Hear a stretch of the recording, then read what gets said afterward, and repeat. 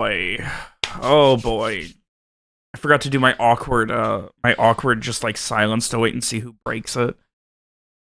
It feels off not having Adarshir to like say something really fucking out of pocket for no reason at some point. I can't think of an example, but I do associate him with it, so you know, if I'm wrong, just blame my brain.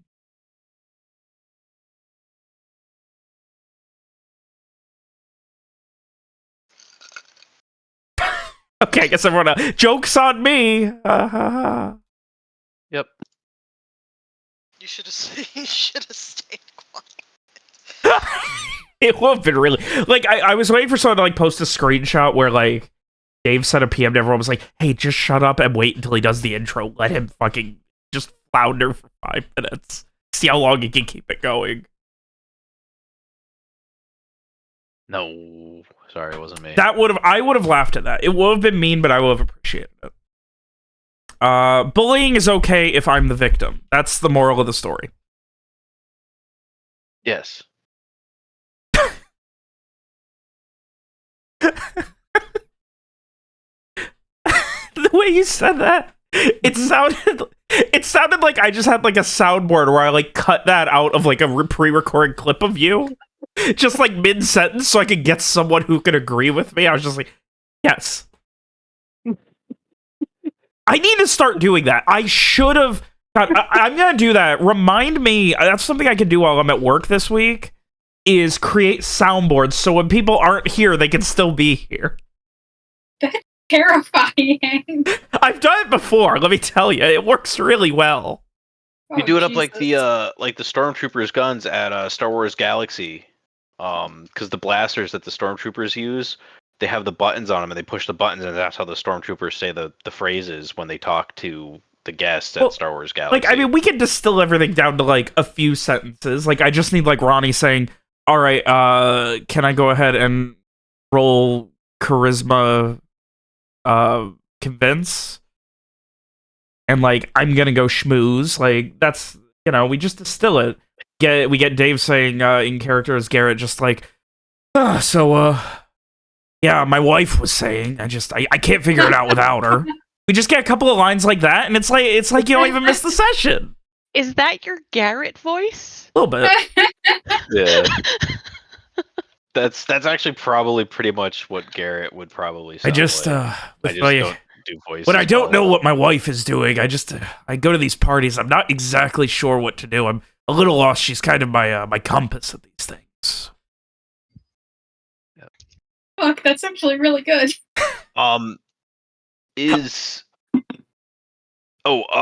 Point of order for skills. We're separating notice. Oh god, yeah, we are into- switching over the skills. I completely forgot.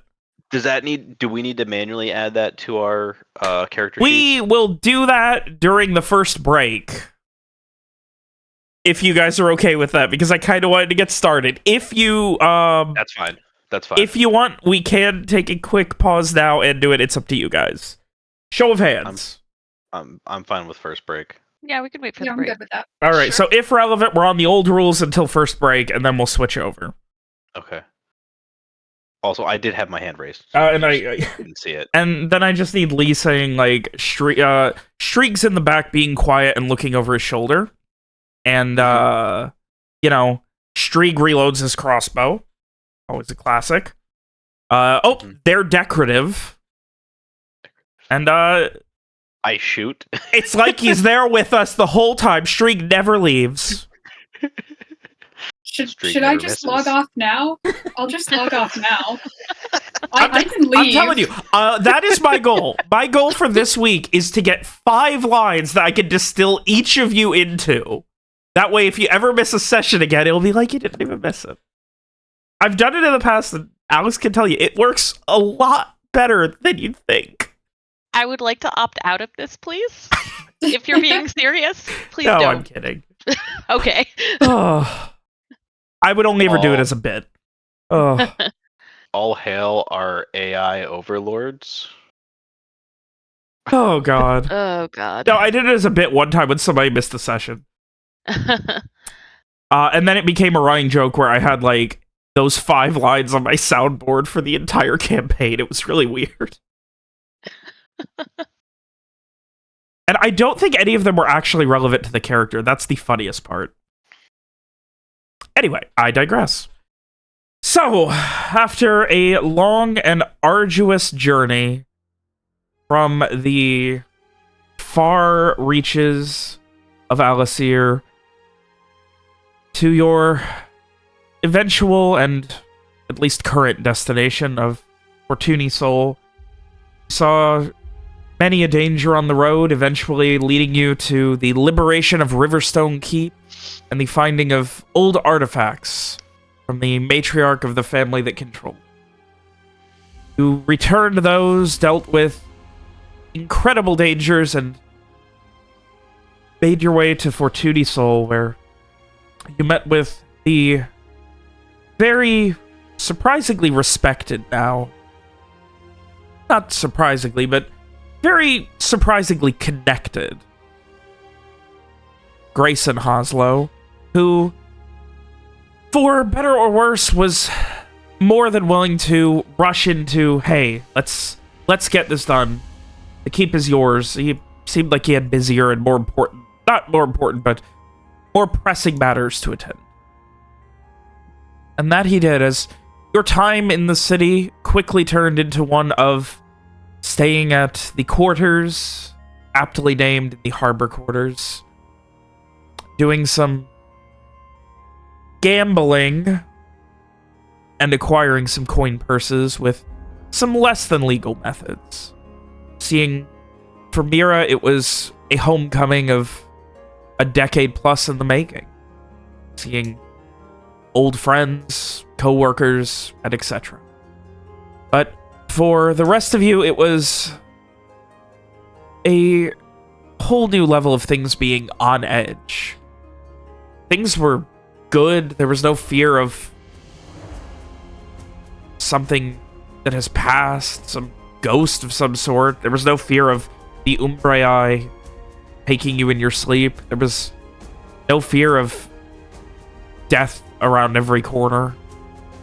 Except, of course, for Strieg, who thought death was around every corner literally the entire time, and unfortunately for good reason, as eventually the walls did come tumbling down. For Rowan, it was the reveal of a Professor Benjamin Adelvine, or as he knew him, Count Toussaint Vraeland. For Strieg, it was a small missive, little more than a note, asking for another job. For the rest of you, it was trying desperately to help friends of friends and get things in order and hope that across a long enough timeline, things will be good and you will be able to make it your next destination. But in that fear came something new, something unexpected to everyone, not just the party, and that was the rise of a whole new private military, the Soldiers of the Blue, headed by Benjamin Adelvine, guest professor at Ardenford University. Announced as something that would stop the dangers of the borders and actually do something about the fears that have stricken the hearts of an entire generation. It was an inspiring and frenzied speech that ended with promise of something more the next day.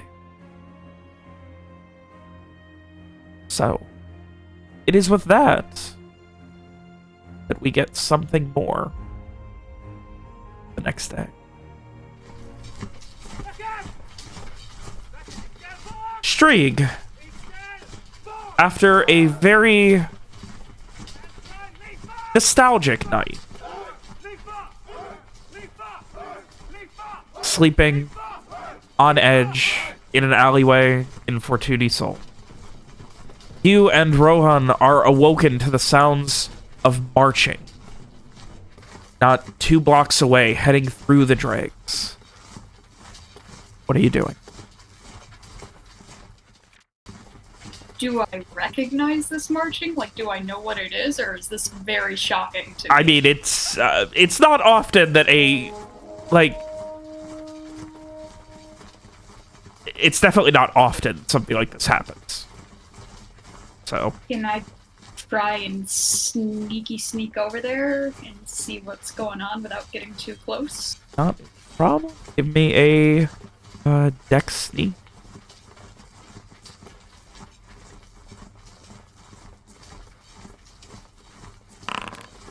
Staying to the sunrise morning shadows, avoiding any sort of east-west intersections, and quickly cutting between buildings, you make your way until you are not but 100, 150 feet away at the edge of an alleyway. Close enough that you can see what's going on, but far enough that you could easily disappear if someone were to notice you.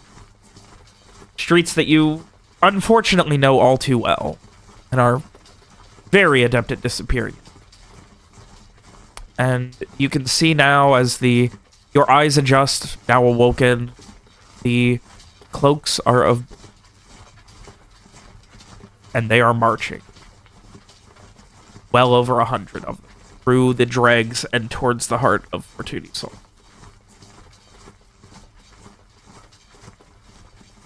Sorry, what color did you said they were? The blue Cloaks of blue, yes. Oh boy. Well, I don't know what the fuck that's all about, so I'm gonna go back and talk to Rohan about it.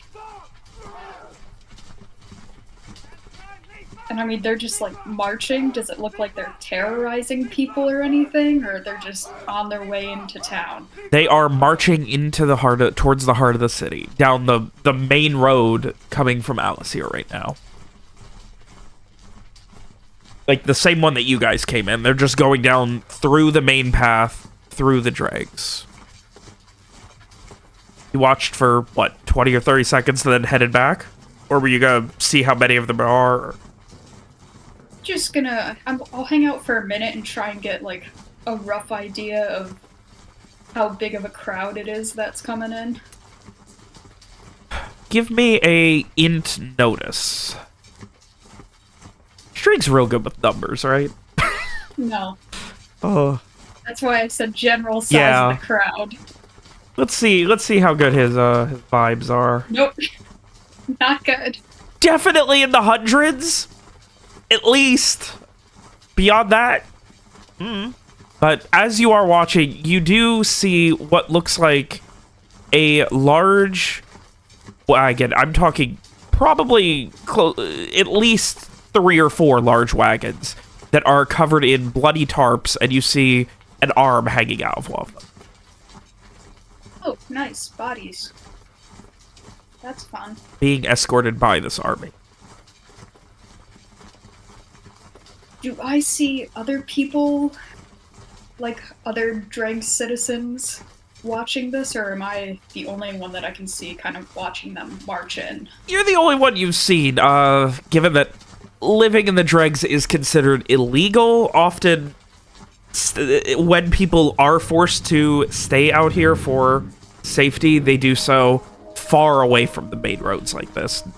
And for action like this, they would stay far away and not want to get closer. So. Alright then, yeah, I've seen enough. I'll head back to Rohan and report what I saw. There's a massive army of blue cloaks.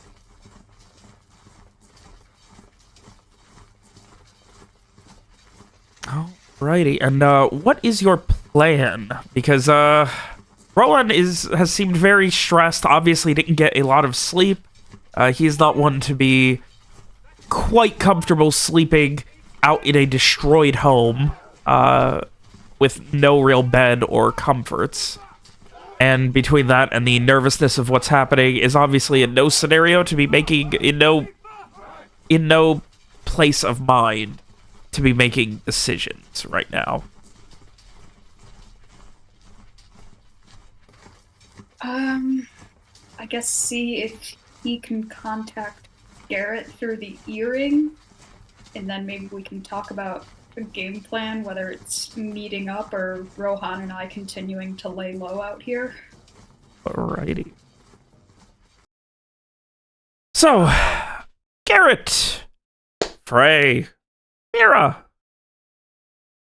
Team Guarantine household. I assume it is an early but comfortable morning as you would, for the most part, I imagine, awaken around sunrise to everything being as relaxed and normal as one could expect. You begin Frey. preparing your... I'm sorry? Oh, no, I was just going to say, Frey is not waking up at sunrise. He is sleeping in. Okay. As per tradition. I do have to remember that Frey is the only adventurer ever to exist who loves sleeping in. He will sleep straight until noon if anyone lets him. Oh. They had a long night. Yeah. Oh god, I love it. So anyway, yes, otherwise it is Mira, Garrett, what are you two doing? Probably having breakfast? Yeah, I could probably make some breakfast for everybody. Just like old times. All right, it looks like it's going to be a nice potatoes and eggs style breakfast. Hash. Yep. And as you are still awakening, Garrett, you get those familiar sounds of Rowan's thoughts in your head, and it echoes a mixture of fear and confusion reporting what Strieg was able to scout. A large army in blue cloaks, bringing wagons full of bodies towards the center of the city. Okay, that sounds like the that show that they were gonna put on that they were talking about last night. You had left before that point. I believe, Rohan, you'd basically left kind of right when everyone went back inside the building to go look for Strieg. And so we went back inside, and our friend there turned out, I think you were there for that part, where it turned out he was the quartermaster of the whole new company that was about to show up. Well, it turns out they found all the bandits. They found all the bandits, and which is really suspicious if you ask me, that they found all the bandits all of a sudden when SBI, who had been looking for them for a long time, couldn't find them at all.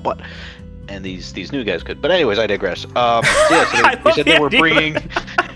I imagine like the way you're saying it sounds like an inkjet printer going off, just going off on all of this as quickly as he can. Yeah. But anyways, yeah. So they said they were gonna bring in the bodies of the bandits that they found as show of force, and basically be like, hey, SBI, we did what you couldn't. We're the new kids in town, watch your back. So I would suggest trying to lay low, avoid them for now if you can. However, they're not necessarily looking for starting a fight with anyone. I think they're trying to just kind of show a force and see if they can get whatever contracts SBI has first before they start doing anything. And if they even start doing anything drastic, it's just kind of a, hey, this is who we are. Forget SBI, you should work with us kind of situation. And make sure, you relay as much of that to Strieg as you can, so he's not wondering what's going on. He, of course, is more than willing to, but there is a unmistakable feeling of stress and just an entire like that feeling of feeling like you escaped an entire world of misery, and it just like closing in again, that you just get from the earring from Rowan's thoughts. And you can tell that, like, yeah, he's ready to lay low, and essentially his plan seems to be to, at least for the time being, while he gets his thoughts, figures out a plan proper in order, sees what's happening to try and maybe hide at the guaranteed estate. Yeah, I'm sure that would be fine with everyone, and I don't know if Streak would like to come with you or not, but I'm sure he would be welcome here as well. Not over the earring, as out of character. I don't remember, did Rohan tell us about the letter that Streak got over the earring? Because he said, oh, hey, I found Streak. I remember that, but I don't remember if he told us about the letter. I don't think he did. Okay. All right. Well, you would, I would say you would at least get a feeling that, like, he's definitely also, like, it's a stressful thing all around right now, but, Right. Strieg, given all of this, you are being, Rowan would offer you the earring, at least for now, because you know the city better. You are much more adept at hiding, scouting, and disappearing into the streets and being able to be the eyes and ears of the party than he is. I will take the earring with a sigh and jam it back through the scabbard hole. Oh my god, I didn't think it would work! Oh. I'm assuming Garrett hears a bunch of metal static, and then it suddenly fades into... No, you just hear, you hear like waiting elevator music for a second. I think it's like the dial-up tone from computers. Yeah. And then you hear like the ringing just burp, burp for like a minute before finally String's like, all right, what's up? So Rohan filled you in with who those guys that you saw were? Blue cloaks, bad people. Kind of want to kill him, maybe? Kill who? Rohan? No. Oh, okay. I thought, never mind. I thought you were saying that we would want to try to kill someone. My mistake. No, it's not so much that they would want specifically to kill Rohan on sight or anything like that. They don't really recognize him. But, it's just that the guy who, they work for, like the head of this new order of soldiers, was the guy who had basically kidnapped him for 11 years after he was in the military for a while. I think he was in the Navy. Oh, that's the guy that Rohan asked me to kill. Wait, what? Yeah, we were at the party and then he just kind of grabbed me and he pointed at the fancy guy who was talking a lot and he was like, we gotta kill him, and I was like, oh fuck, okay. Oh, okay. That is news to me. I don't believe he told me, but alright. I will keep that under advisement.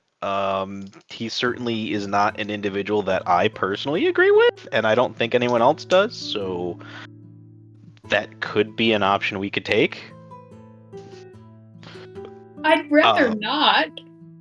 Yes, especially seeing as how you're trying to lay low for previous incidents. But yes, Yeah, you are About that. about that. They kind of found me. Oh, they did. Okay, so I guess that explains why you were not at the inn, and why Rohan said he had to go looking for you then. Yeah, they sent me a note, but they haven't tried to kill me yet. They said that they have a job they want me to help with, but I don't want to help with a job.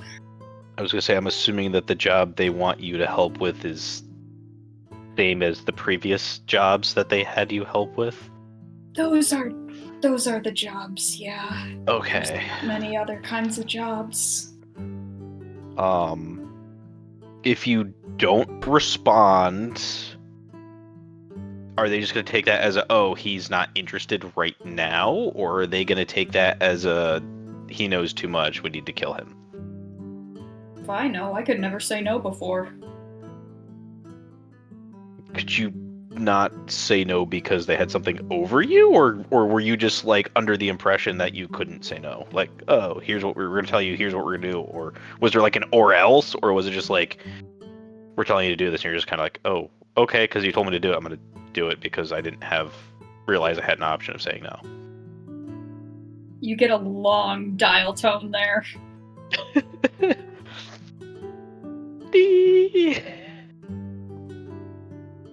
I'm not sure. Okay, that's fine. That's fine. I just want to know, like, if you don't respond, is it going to be more of an issue versus you responding and delaying on whatever it is they want you to do? That's all. Because I don't want you to have people trying to hunt you down and kill you, because that's not cool. But in the Robert, meantime, in the past, did I know any contractors who did not respond or said no? Yeah, I'd say you probably took care of some people who said no in the past when they were under contract. Okay, yeah, I would say I can't really probably might come for me. okay. Even Well, more? do you think you have a secure location now, or you're welcome to come to the Garantine Oh, I can't Estates? do that. You Can't you do can't that. come here? Okay. No. That would be bad. Okay. Because I was gonna say you and Rohan would be welcome here. Rohan might do better there than where we are now. It's not Okay. exactly his scene here, if you know what I mean. I'm sure you've found a good place to lay low, and that means it is probably not anything that Frey would like, for example. Yeah. Yeah. Yeah. So all right. Well, we will keep that in mind. So, like, should I send Rohan your way? Do we wait for whatever the fuck is going on with this army? Like... I'm gonna be honest. I think this is just a show of force. They're just gonna be like, "Hey, we found it." Because remember how we heard about those bandits that were tearing up the area, and like SBI couldn't do anything about it. But then all of a sudden they found the bandits magically. I think this is just a show of force, trying to like basically be like, "Hey, you should work with us and not SBI because we're better." And then from there things will get weird. So not necessarily we need to super worry about them until we see other stuff happening, but who knows? Wait. Okay. I guess I'll send Rohan your way then. He's in a weird state. Yeah, I could certainly understand, especially seeing as how he was all like, "Oh hey, we need to kill this guy, but we're not gonna let anyone else except for you know." Apparently, Well, apparently I'm just the guy that kills people and that's it, so... well, that's not all you are. It's one of the things he knew he could trust you with if needed. So that's all. But yeah, I will let the others know that he's on his way, and He'll have the donkey with him. okay.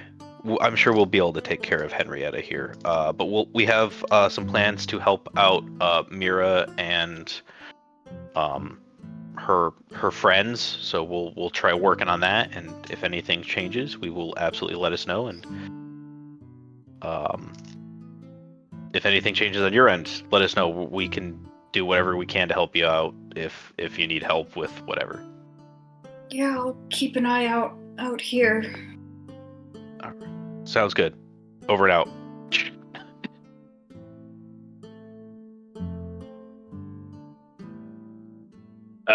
And I will relay some of that to Mira and let her know that Rohan and Streak reached out and that Rohan's on his way over. And Streak's gonna stay heading out where he is, and that they ran into all the soldiers. Well, they didn't run into, but they saw all the soldiers coming in with all the bandits that they said they found at the meeting last night.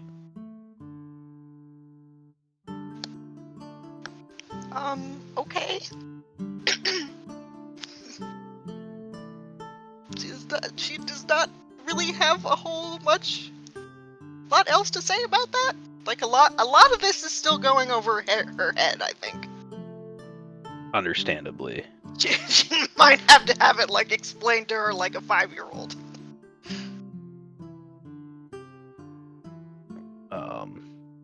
Well, she was there for the. She understands the whole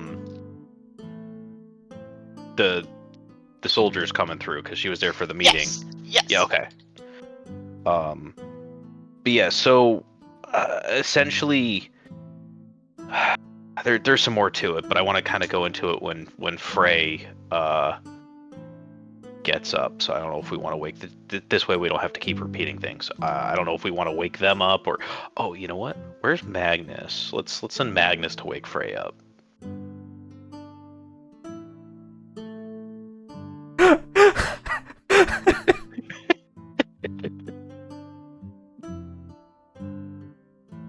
You have not seen Magnus since last night. That's not good. Oh, you know what? He's doing that work thing, isn't he?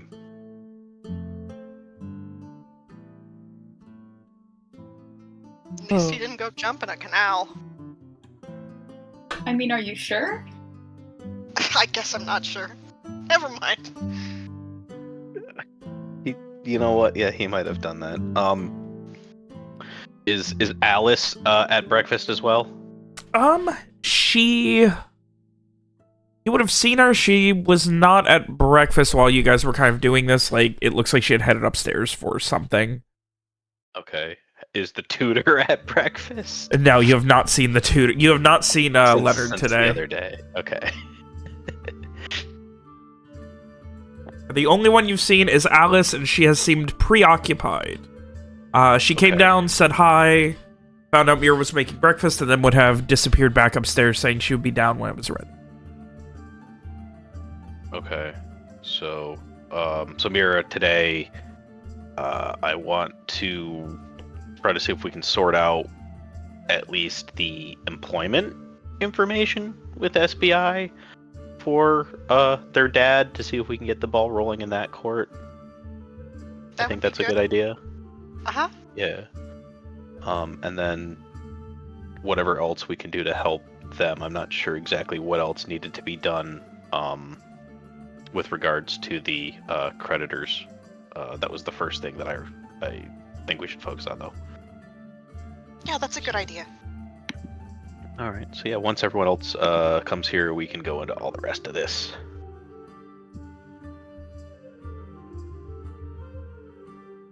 I'm doing the double thumbs up, but you can't see me. I do that all the time. It's all good. I just did it just now. We love a good double thumbs up on an audio-only campaign. It's perfect. So, with that,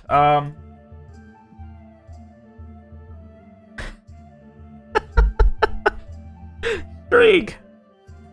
Yes. Rowan's plan is to essentially, he is going to be disappearing into the crowds, the normal ones, via his normal arcane methods, but is willing to make you invisible if you need to get somewhere before he heads off. His goal is to get him and Henrietta back to the Guaranteed estate. If I go, like, do I need to stay within a certain range of him if he turns me invisible? Nope. And how long does that last for? 3 hours. Great, I'm gonna have him turn me invisible. And then I'm gonna follow him back to the Guaranteed estate. Okay. Alright, we're getting the gang back together. Attic. Yes. Look at that. Invisibility comes in clutch again. This is about the only spell that Streak has gotten comfortable with, and he still doesn't like it much. I can't imagine it's easy to shoot a crossbow when you can't see your limbs. It's really not. But Streak doesn't shoot with his eye, he shoots with his heart. He has not forgotten the face of his father. Yep, was waiting for it. So, well, that's also a very funny joke, though. I know why Lee laughed. That's very good. So, with that, it looks like Rowan and Streak are on their way back to the Guaranteed estate. Anything else you guys are doing until... I do apologize, I've been forgetting. My brain has just turned to mush the last couple weeks, I feel like. But, yeah, in the meantime, was there anything else you guys were doing while they were on their way back? Or just waiting for Alice to come down and... More or less. She does come down, and she looks more put together than she did at first, though still obviously more stressed out than she probably should be, and just... Right, Miss Mary, you definitely didn't have to, but I do appreciate it. This does help. I take it based on the fact that, I haven't heard any screaming or stomping, that Agnes still hasn't made it home.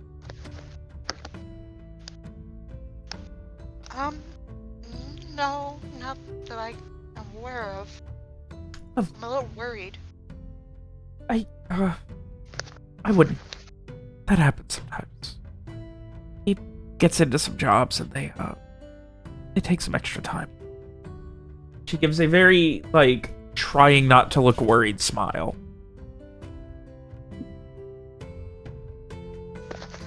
I frown. Is there anywhere that you can think of where he may have directly gone? I know he went to go get some work, that he may have gone to directly get some work that we could double check. She kind of just purses her lips and shakes her head. He knows people that he works with. He'll head to a bar, ask if anyone's hiring, that sort of thing. Head on to another tavern, an inn, and head over to one of those places that they form the caravans. Just see who's looking for help overnight, security, anything. Okay.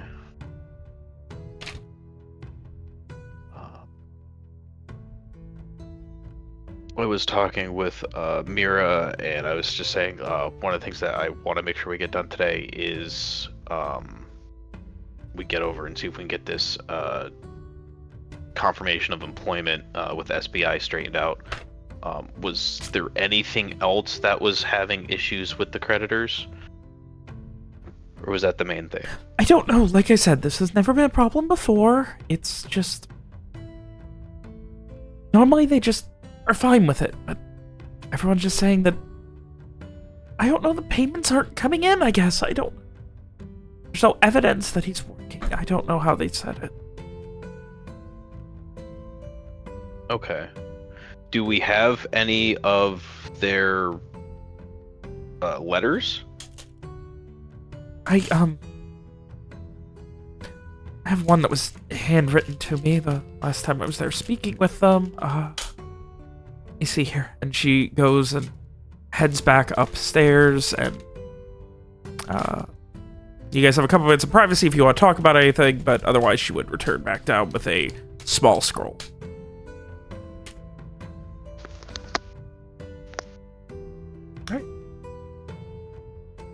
I do think Mira would like maybe exchange a worried glance with Garrett and say, "You don't think that those blue people, you don't think they need any help with that demonstration, right?" No, we want to try to stay away from that if we can. No, I mean, you don't think that Magnus would have gone and helped them, do you? No, this is something that they're doing all on their own, unless he got bound up with joining up with them to begin with.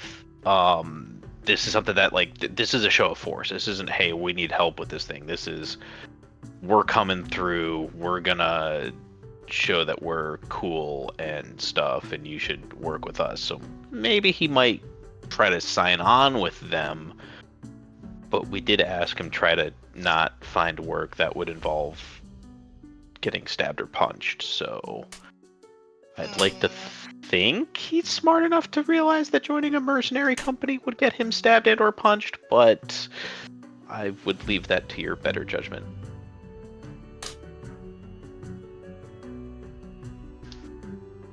She looks worried.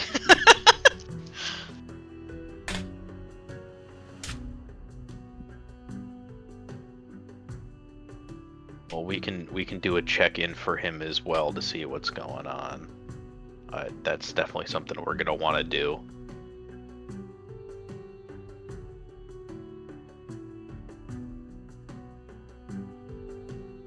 Yes. And it's about this time that that she makes her way back down and produces for you a small, I almost said handwritten as if there was another option. A small, quickly scrawled parchment that seems to be detailing how there is no current payments, no current contact regarding payments between... Essentially, it's describing that there's no evidence that her father currently works for SBI, so essentially, there's no... They're not going to put credit up and be like, yeah, no, that's no problem. We'll go ahead and wait until the payment's clear, is essentially how it's being described. Okay, so they're not willing to do that because there's no evidence that he works for them right now. Okay, so we would need confirmation from SBI that he is still currently employed, and once we get something like that paperwork from a statement from SBI, for example, on company letterhead, stamped and embossed with their seal saying that he does work for them, then the credit would be issued until payment comes through.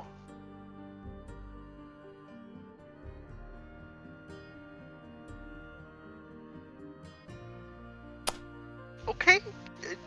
You know better than Mira.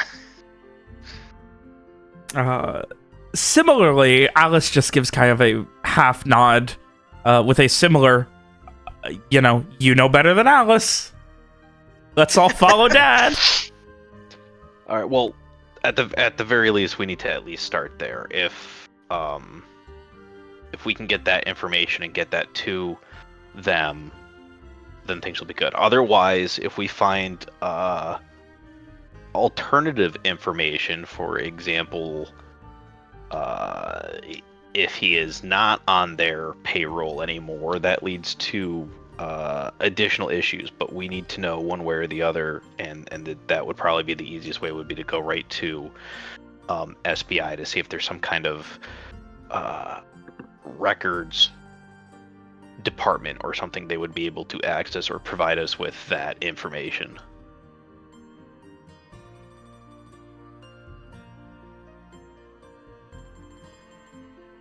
Listening to all of this, Alice is not quite giving a deer in the headlights look, but she's certainly, like, you can see now, like, all of her fears of being in over her head and all of this responsibility being dumped on her has obviously gotten to the point where, like, they're all being realized as you state all of this, which sounds basic probably to someone who hasn't had the responsibilities of an entire family hoisted on them like this. Okay. And she just kind of... We'll get this straightened out. Yeah, of course. Well, yeah. You'll be there the whole time, right? Yes. Okay, Yes. good. Yes. I will be there to help. Yes, I was trying to get my own thoughts in order there for a second. Where is yes, that's the thing we'd want to do. Where is Mr. Frey? Where is Frey? Have you checked the master bedroom? Is he still sleeping? Frey very much enjoys their sleep. She So looks we probably... concerned at that. Like, she gives this look of like, really? Like of someone who literally cannot fathom sleeping that late in. Yes. They are You're taking sure advantage he's of the fact that we're well? not on the trail. Yes. You're sure he's not sick or unwell or harmed or bleeding out from a stabbing on the road or some such? Unless someone snuck in through the windows while we were all asleep, he's fine. We can go check. Should we let... I don't mind, it's concerning. I don't think anyone has ever slept more than half an hour past sunrise since this house was built. We can go check. But by all means, I will begin my breakfast. And she just motions for you guys to do it, and she seems like she's ready to start stress eating. Let's go. Make sure Frey isn't dead. All right. Yes, let's go do that. I'll as we go by, I'll try to put a comforting hand on Alice's shoulder. And just be like, just reassuring hand and move on. She gives a half smile at that, but obviously it's a lot going on right now, and she does just smile and then nod back, and you guys make your way upstairs where the master bedroom door is presumably closed. Yeah, it's closed. So do we want to actually wake Frey up, or do we just want to hang out here for a couple minutes and then go back downstairs and be like, yep, they're still sleeping? Because I'm pretty sure you and I both know that they are actually asleep. We could look. Just in case. Okay. I guess we try the door, see if it's locked, just gently. I don't think it would be locked. Okay, And inside the room, all the curtains are drawn. Just nice dark room.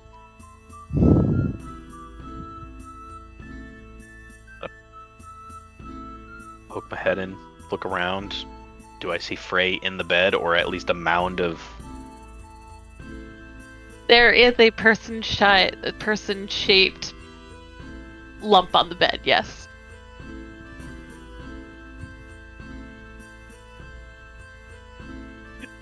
Just buried under blankets. Shaped lump under them. It's just slowly breathing. I was about to say, did Frey just pull the whole Lord of the Rings where they stuffed the beds with the pillows and hid from the next room over from the ring raids? Garrett has to go check and see if Frey's there and just fucking draws a sword and starts stabbing. Nope, guess not. It's okay, we know a doctor in town.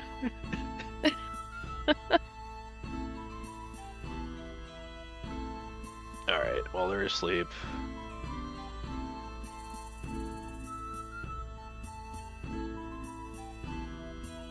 Garrett's just gonna start, is there like a... I don't know. He's just gonna do his best drill sergeant, like, ding ding ding ding ding ding ding ding ding ding ding. Time to get up! I flinch a little bit. Frey definitely kind of jerks up in bed, very very groggy, and just what's happening? Well, I was gonna tell you the house is on fire, but it's not, and that would be too cruel. But hey, so those military guys from the party last night, they're making their move. They're coming in into the town square. We do want to try to get an early move on helping out Alice and getting over to SBI. And Rohan is going to be coming over at some point soon too. So we've got some stuff to do. I don't know what you want to participate in. There's also eggs and hash downstairs for breakfast. So. How early is it? Were you asking me or in character? Morning? In character. Garrett just kind of looks confused, like it's the morning. I don't think Garrett would have particularly checked the time specifically, just because he would have been up at sunrise already and have been moving around, and if no one else was awake, he would have been like stretching or whatever. And but it's like, yeah, it's morning. It's time to start getting stuff on. The offices are going to be opening soon, so we want to try to get in there early before bureaucracy has a chance to bureaucracy. Ray flops back over, and you kind of hear him mumble, "Okay, I'll be down in a few minutes." All right, we'll see you in 10. Maybe 20, 5. 30. 20 is fine.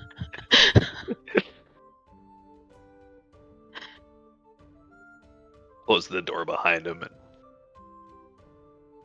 Well, that was fun.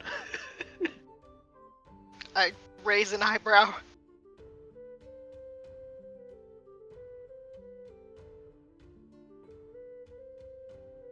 Ray will eventually drag himself out of bed and take a little bit of time getting ready for the day. I was confident the end result of that was going to be Frey's going back to bed.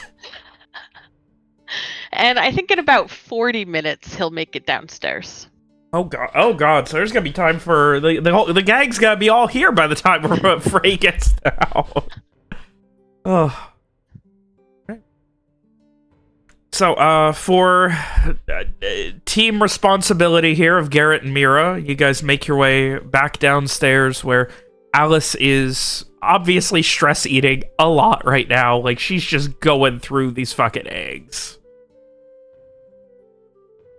And, just kind of, you know, the idle conversation of, you know, constant allaying of stress, things like that.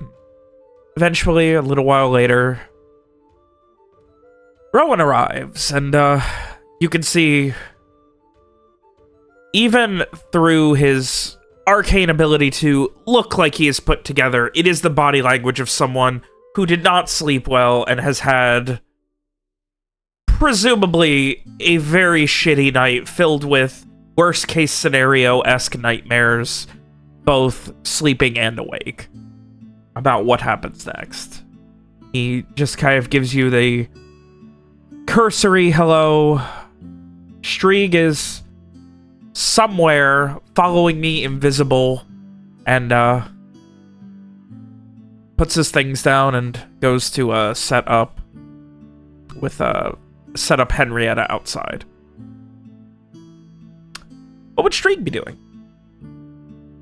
Strieg is, once he sees Rohan get safely to the Guarantine house, he is going to continue down that lane to that oh-so-familiar house to him. And he's going to try and just kind of scope it out, peek in the windows, see what's going on there. Okay, does he still have the earring in? Yes. Alright, so Garrett knows what's going on then. Oh, fun. So let's get a little bit of that, like, what's Strieg's thought process right now? Like, what is Garrett getting here? I think it's the dial tone, unless he's consciously thinking to Garrett. It's just dial tone in there. It is surface thought, so even if you're not consciously thinking at Garrett, like, so I'm not narrating it, but you are also getting Garrett's surface thoughts the whole time since you put that earring in. Fuck, that's really annoying. Yes, that's the drawback to the earrings. Okay, no, he probably took it out then, because that's really annoying. Alright. So, yeah, the last thing Rowan said is that, Strieg, assured... You good, Alex? Sorry. Strieg assured Rowan he would be following him back, and then, invisibilitied away. So, Strieg should be around here somewhere, is the last thing you got, but the earring was already off. Okay. Well, we'll keep an eye out, I guess. Well, he's invisible, but I'm sure he'll be in at some point. Obviously, having the earring out, I would know that the earring's out.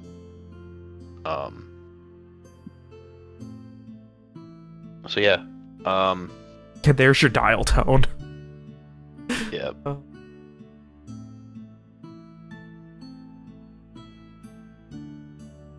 So yeah, we're just gonna wait until Frey finally comes down, and I will fill them in on some things. With Rohan sitting there. I'm assuming everyone's having breakfast, so. Yeah, meantime- Frey. Sorry. Oh, sorry, you were saying? I was gonna, we'll go ahead and take care of Frey first, then Streak. So, go ahead. Yeah, so Frey does eventually make his way down. Hair all brushed and tied back, his clothes all neatly in place. And, he takes a seat at the table. Definitely still looking a little groggy despite everything. Well, good morning. So sorry for the rough wake up, but we do want to try to get in on some things. Obviously, if you don't want to join us for any of this, I'm sure you can fall back to sleep fairly easily Don't tempt if me. you wanted to. So a couple of things. The military force from last night that we just found out about, they're marching their bandit corpses into town as we speak. They walked right by where Strieg and Rohan were hiding out and are heading in towards the center of town. So that is the big to-do around town. But more importantly, it seems that Strieg has been contacted by the it was Deal, if I remember correctly. Right? Deal? Yes, Was it is the Deal. acronym? Yeah. So Streak's been contacted by Deal, and they're asking him to perform a job like in the old days. He gave me the understanding that saying no would basically result in a job being put on him. So that's not good there. So that might be something we're gonna have to keep an eye out.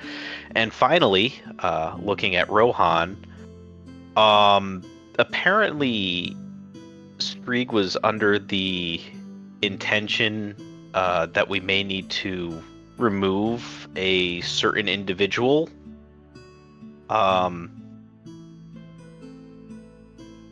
from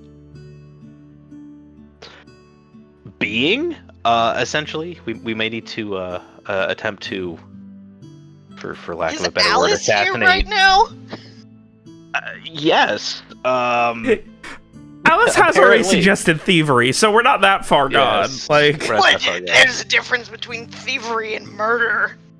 Yeah. yeah, you're just stealing, someone's life versus their Right. pocket. Right. Okay. Okay. I'm just relaying what I have been told, but that Streak was under the impression that there may be a need to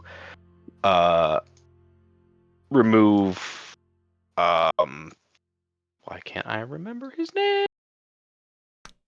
Benjamin Adelvine. Adelvine? Adelvine, yes. I wanted to say Adelweiss, but it's Adelvine. That we may need to remove Adelvine from the picture. I don't know if anyone else was familiar with that particular objective, but I was not Rohan is filled in. there. Look at him. I am. I'm looking at Rohan as I'm saying this last bit. Rohan Obviously, has been outside with, he's kind of avoiding Oh, that's right, everything he's right outside now. He was avoiding outside everything. with Henrietta when this all That's started. right. So, That's right. He can't say anything because he's not here. Yeah, so I'm just kind of. You're talking about an assassination. Unfortunately, yes. I think that might be what he was getting at. I'll be honest. I'm not a big fan of that guy, just from some of the things he was saying and some of the feelings I was getting about.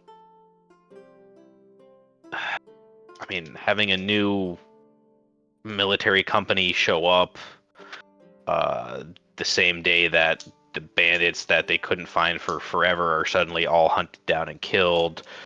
That puts them in a great position of power to take over from SBI, which would put them in a position of power over the rest of Fortuna Sol and Vraeland, and there's a lot happening that seems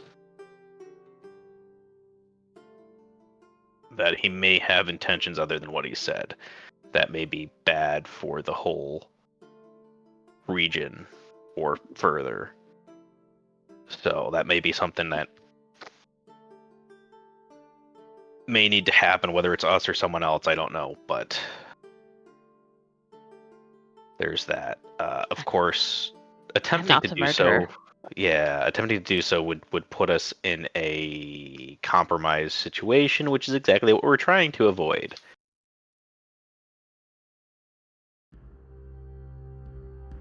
What I'm curious about is his forces were able to just march into the city just freely. Well, yeah, it is an open city for the most part. It's not like they have walls, and I'm sure when they showed up, they probably said something along the lines of to the guards, like, "Hey, we found all the bandits. Here's, that's where we're coming from. We're working with Adelvine, and I'm sure with the way that they're popping up everywhere, he probably laid the ground already to have either his people at the gates, or, well, not the gates, but at the entrance to the city, or something. It's they're not going to just like, oh, hey, here's an army showing up that we want to try to show up SBI and then just like cause SBI to go into like a huge lockdown. There'd be alarm bells and all sorts of crazy stuff going off if that was the case. And of course, my point was that if they really did come in unopposed at a force like that, then it means that you must already have influence within the city. True. Because even if the gates are open, I highly doubt the city guard would just allow an enemy force to just march in unopposed. I mean, not an enemy force, an outside force. Well, it depends how the articles of whatever, I'm not super familiar with it, but if they are a legally registered company within Vraeland and Fortuna Sol, they may just have the legal right to walk in and out. I mean, SBI sends mercenary troops in and out of town from their garrisons in here, and I'm sure there are other less prominent bands that do the same. But so it all depends on that. I don't know I'm not a lawyer, essentially, but I'm sure there's some kind of provision for this. But yes, I think that regardless, you're right. They do have some kind of clout already. I mean, we saw the people at the gathering last night.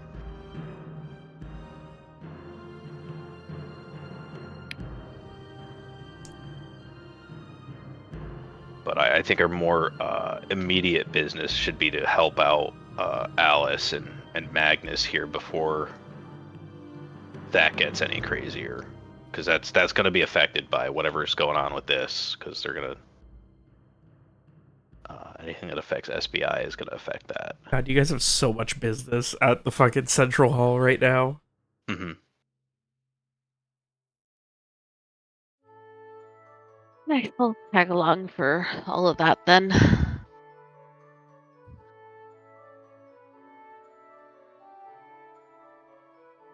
think Rohan's gonna try to lay low, though. He doesn't want to run into Adelvine. So I think he might be sense. staying here with Henrietta.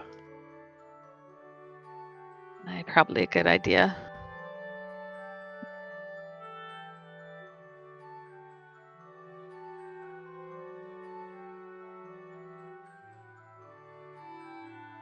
I feel like it should be safe, right? Here should be fairly safe if they don't know he's here. Should be about as safe as anywhere else in the city, I guess.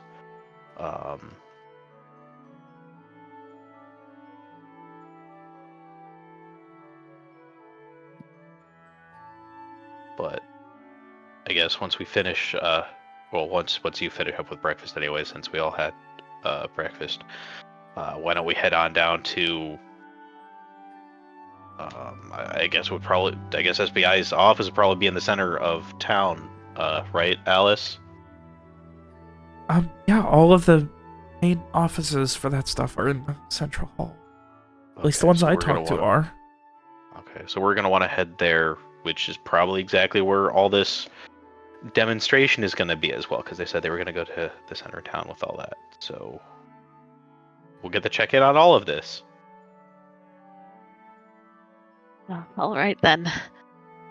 I suppose before we get a proper start to the day, is there any tea? I suppose you don't drink tea. Alice definitely gives you a look of concern at that. That would be very Rick Clarion of you. I forgot about that. We drink coffee around these here parts. And only if you're rich, damn it. Mm-hmm.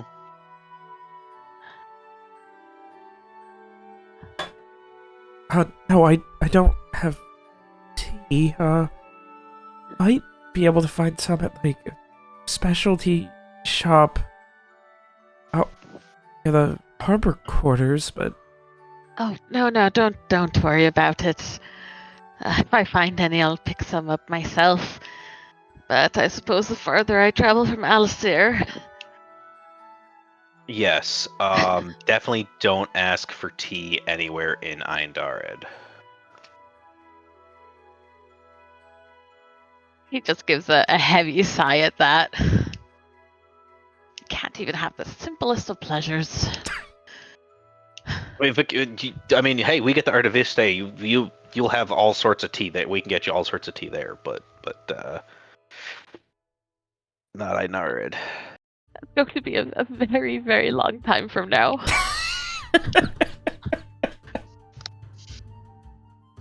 So while you guys are discussing the woes of breakfast and creditors and God knows what else, Strieg is off on a little private mission. Still or again, I'm not even sure at this point. Yeah. Strieg, you are going over to invisibly investigate. Yes, I am. All right. Me a int notice, and let's see what Strieg can find. Oh boy.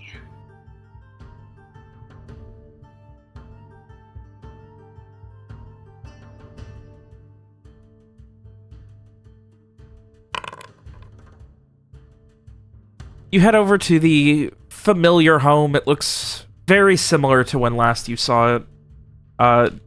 Not to like an uncanny or disturbing degree or anything, but it definitely looks similar. And you kind of wait around for a few minutes, like you're just trying to see what's going on there.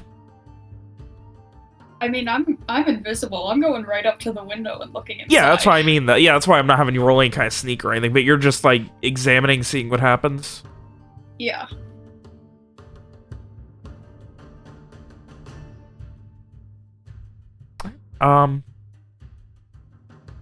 You don't see anything immediately. How long are you gonna wait? Lap around. There's no one. I see anyone if I do a lap. Take a look in all the windows. You head around towards the back and look through what you remember was the kitchen or dining room window, and you can see what looks like a servant woman making something. Looks like cooking something with Rabbit.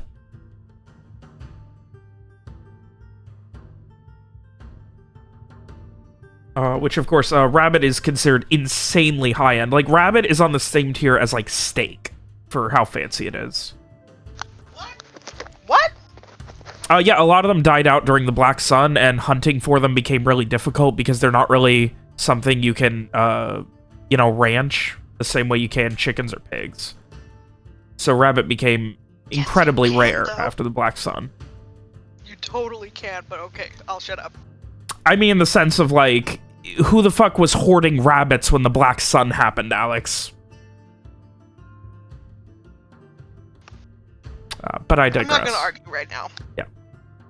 We can argue about that later. But yeah, rabbits are generally considered high-end, especially this far on the coast. Which, that about tracks, given what you know about this particular home. But otherwise, you see no hide nor hair of anyone else.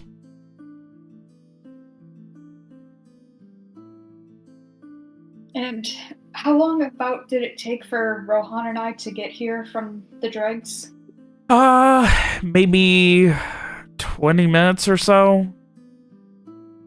Alright, I'll hang out for a while and just watch.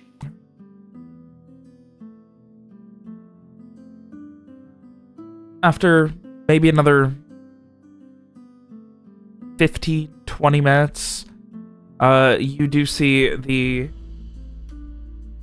unmistakable visage of your former tutor coming down the stairs from the second floor, wearing a nice, looks like silken, fancy, like big, thick, silken robe. Velvet, some sort of fancy material. I guess Streak wouldn't really know outside of its fancy, so. Yeah, no. But it's very fancy, very thick, large. And he comes down and just, he motions at the servant, who quickly, just kind of finishes up what she's doing, plating the rabbit and everything, and puts it on a table. He just motions for her, and she quickly runs down towards the, towards one of what you would imagine is probably still the servants' quarters, which is a single room that has a side door.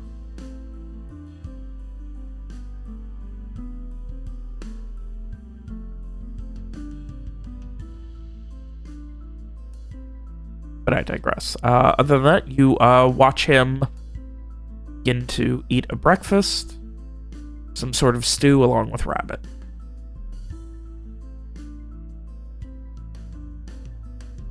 I don't really know what I expected. I guess I'm gonna head back to the dregs.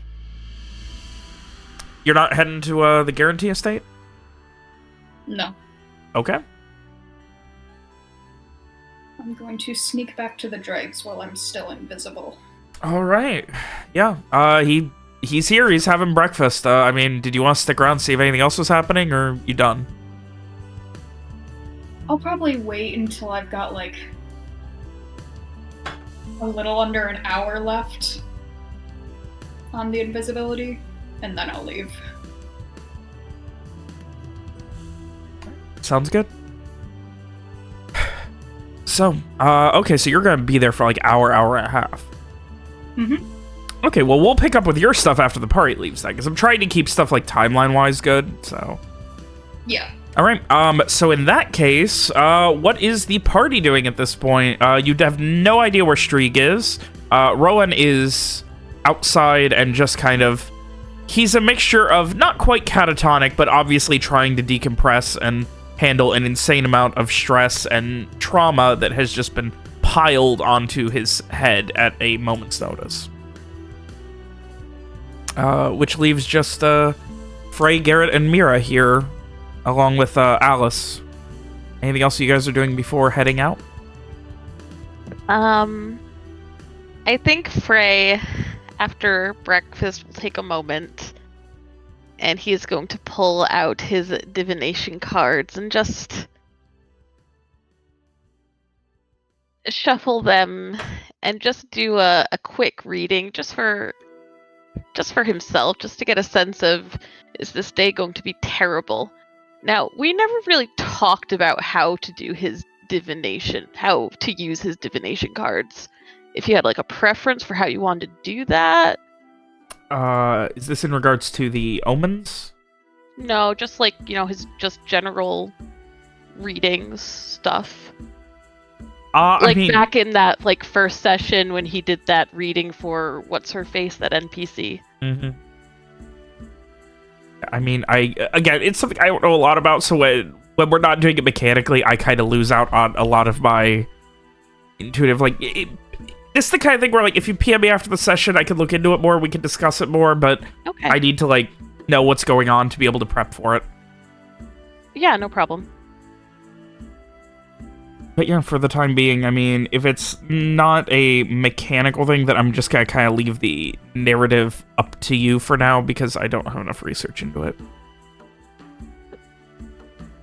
Okay, well, I was just using a tarot card reading generator, and he pulled the reverse Ace of Cups, which the keywords are coldness, emptiness, emotional loss, blocked creativity, feeling unloved, and gloominess.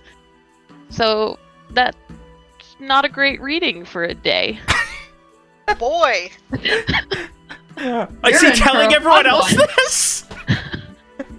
What? Is he telling everyone about this reading? No, he's not. Okay. He's just doing it at the table and... Oh, God. Fingers crossed. Yeah. Maybe it's just a weather forecast. Maybe. Just a cloudy day. Oh. Yeah, he frowns a little, but then he puts the card back in the deck, and he puts the deck back in his pouch, and, well, that's that.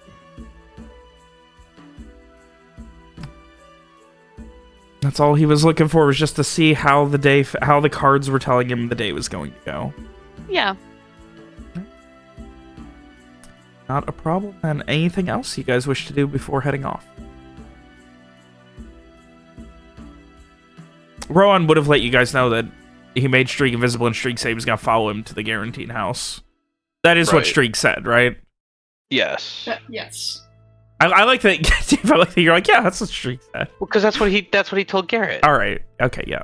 All right. So yeah. In that case, yeah, Rowan. The last thing Rowan would be like, he said he was gonna be here. I don't know. Like,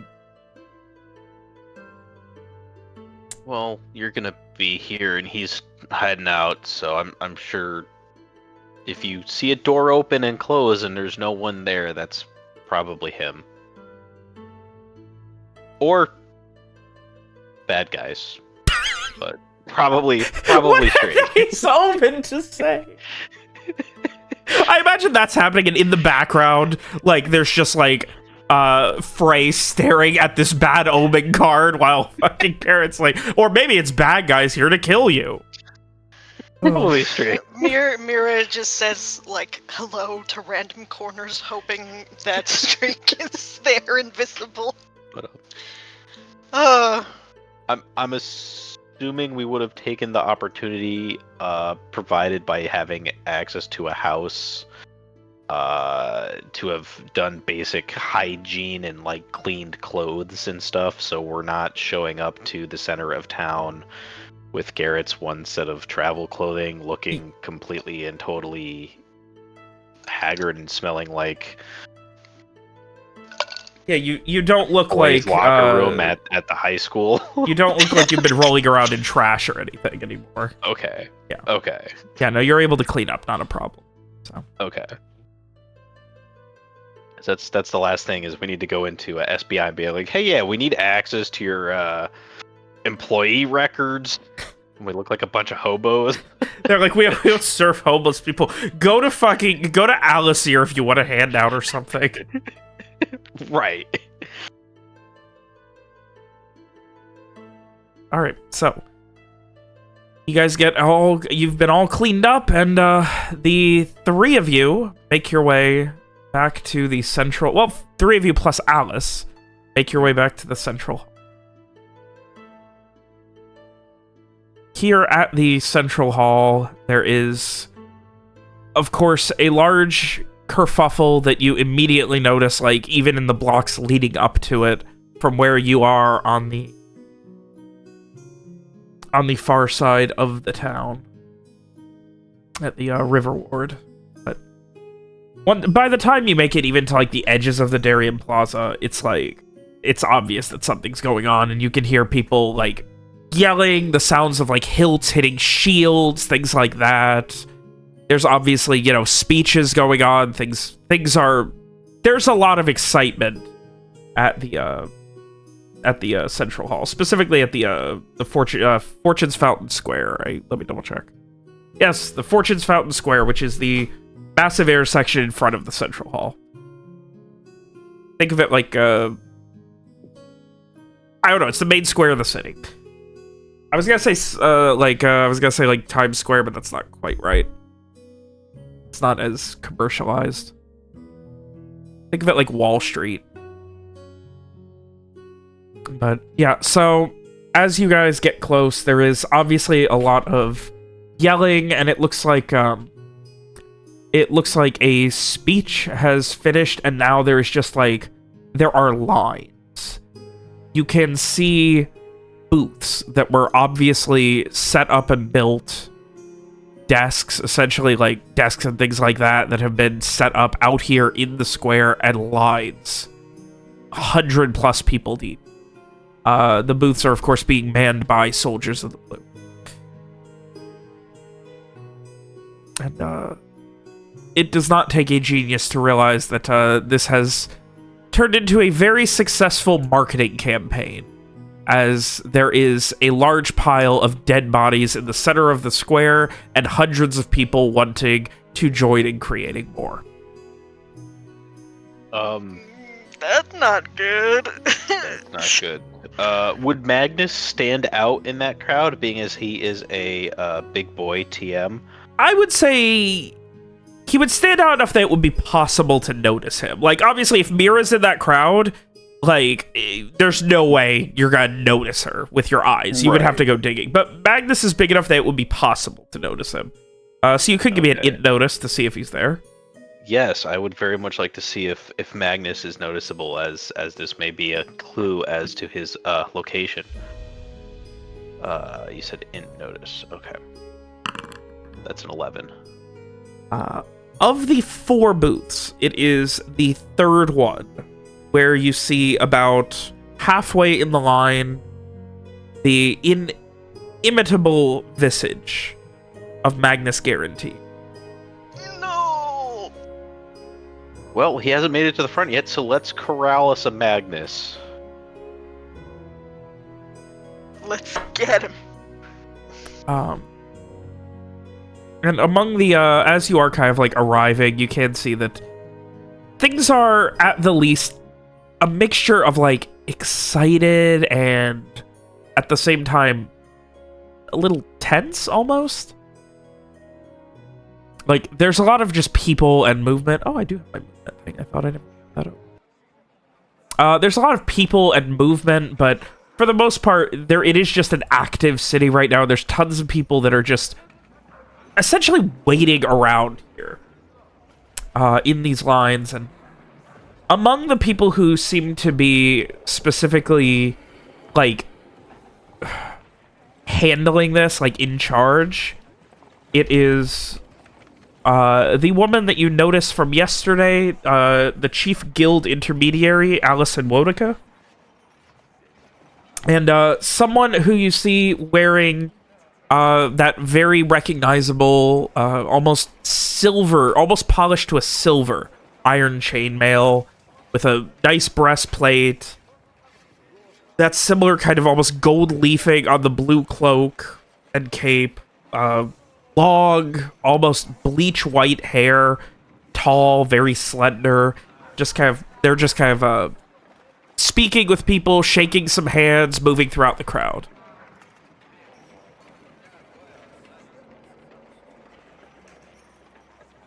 We avoid them. Yeah, not paying attention to any of them, kind of focusing on getting Magnus out of there. You make your way over and, excitedly, like, Magnus just, "Oh, it's Mira, what you all do, oh, is this, oh, I thought the job of a lifetime here. Can you believe this? And me and Patty here, we was on a job last night, and you can see he does have a very large cut down his chin, about 2.5 inches. Looks obviously fresh, but it is not currently bleeding.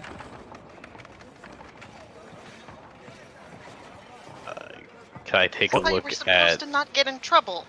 I didn't get in trouble. I was working as a guard at a tavern, keep it from getting, too messed up. But, they get really drunk, you gotta throw them out and then take their coin purse and then come get it in the morning, if that kind of thing, But, so, I was carrying somebody, and Days was getting mad. I mean, this was a short guy, like, and the way he's motioning it, he's implying this guy was, like, half his size, like up to his waist, which presumably not. If as the story continues, it becomes more and more like unbelievable.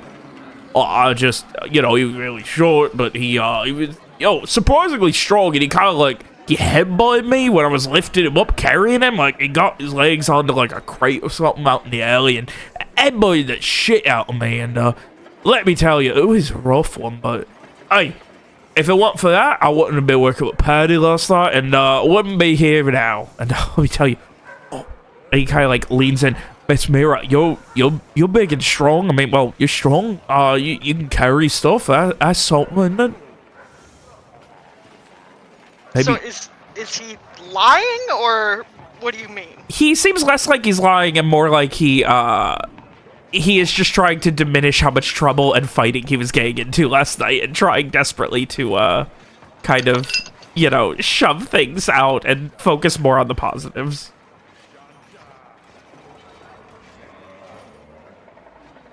Well, I don't really know that this is all a good idea. It pays really well. I mean, they putting us in.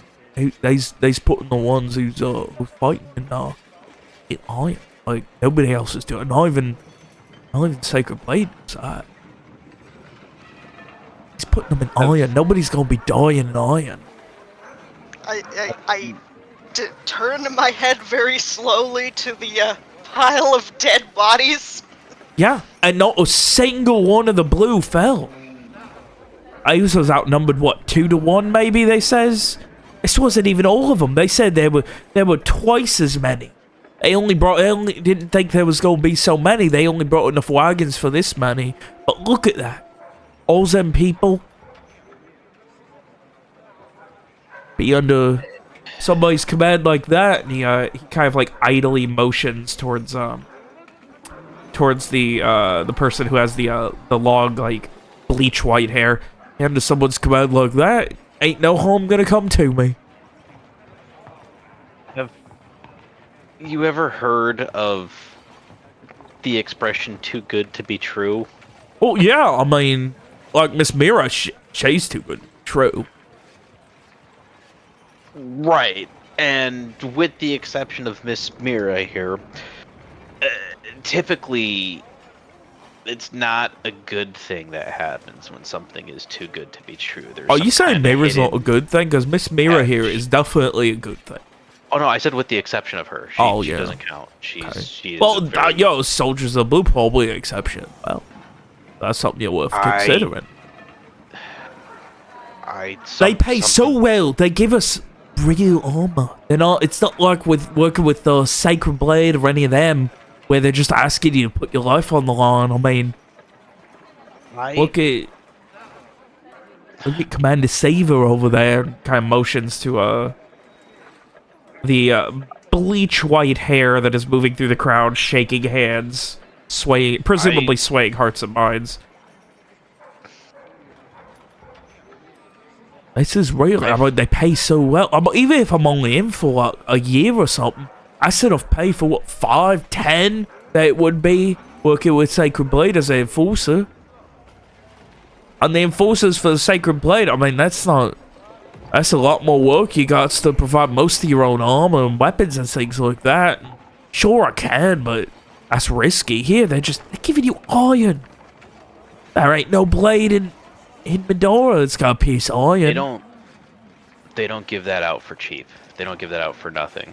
I fought with the brigades in Eindarid during the Year of the Black Sun against the Umbrii. And even then, they weren't handing that out when you would think you would want to give your men the best you can to try to get as many to not just survive, but to actually hurt and defeat your enemy. And they weren't just handing that out. So what are we supposed to do? This sounds like it's worth it. I mean, they're putting trust in. And he is actively moving up the line as it moves. It sounds like there's something fishy. Well, when we get up there, we can always talk about it and ask what's fishy, because I don't think there's anything fishy. In fact, I think it's very stinky. Well, they're not gonna tell you that, you know. Alright, you ever try to buy something from someone, and then you're like, oh, hey, is this all good? They're like, yeah, it's totally all good. And then you actually go home with it, and you're like, oh, man, it was not all good. Listen, all one gets you drunk, no matter what it tastes like. Alright, Listen, what about a bad knife? You ever buy a knife? Or we are something going like that? to go try to figure out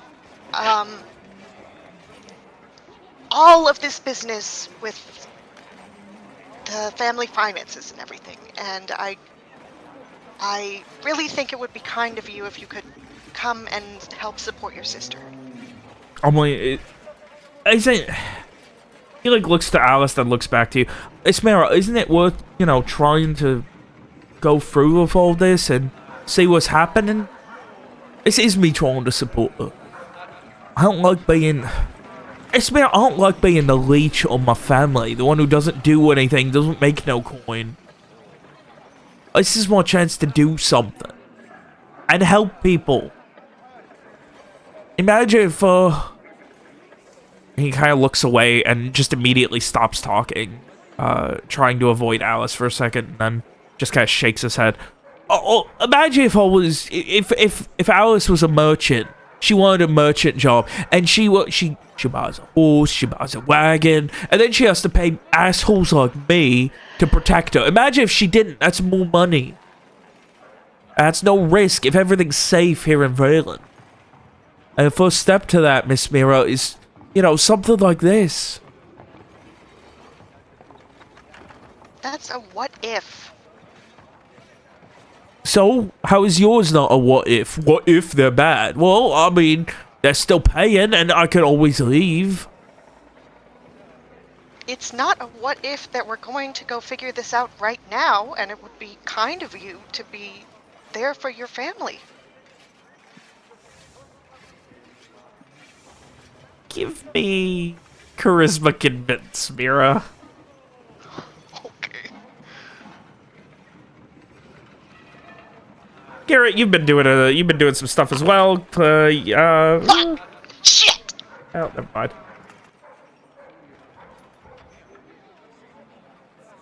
God damn it. Oh, it's Mira. I am helping. There's nothing. I walk in there and I'm just some asshole in the way, making a line longer for no reason. Turns to Alice.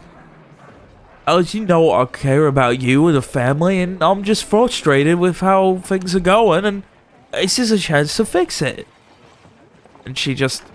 There's just things that I read about, and... Maybe Miss Mira's right. Maybe Carrot is right.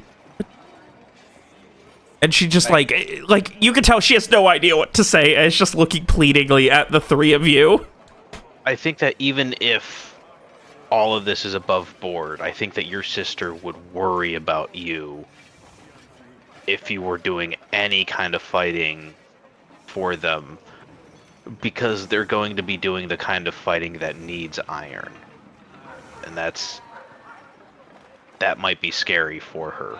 Well, What with your mom and dad being out of town, your sister being out of town, it would just be her. well, what if I do a job not fight? What if I, you know, do like what you did, Miss Mira, handle carry and stuff? Well, Well, I don't need to fight, but I want to help, and this is a way to do that.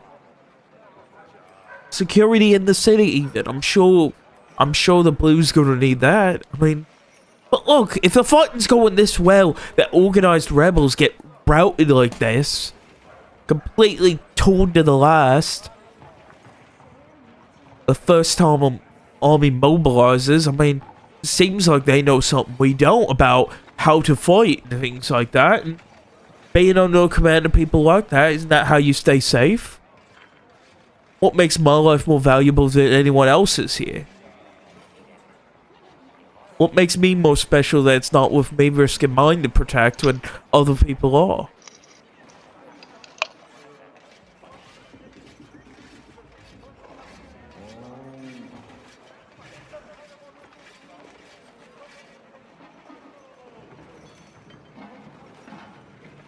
Alice is just looking pleadingly because she is without words right now.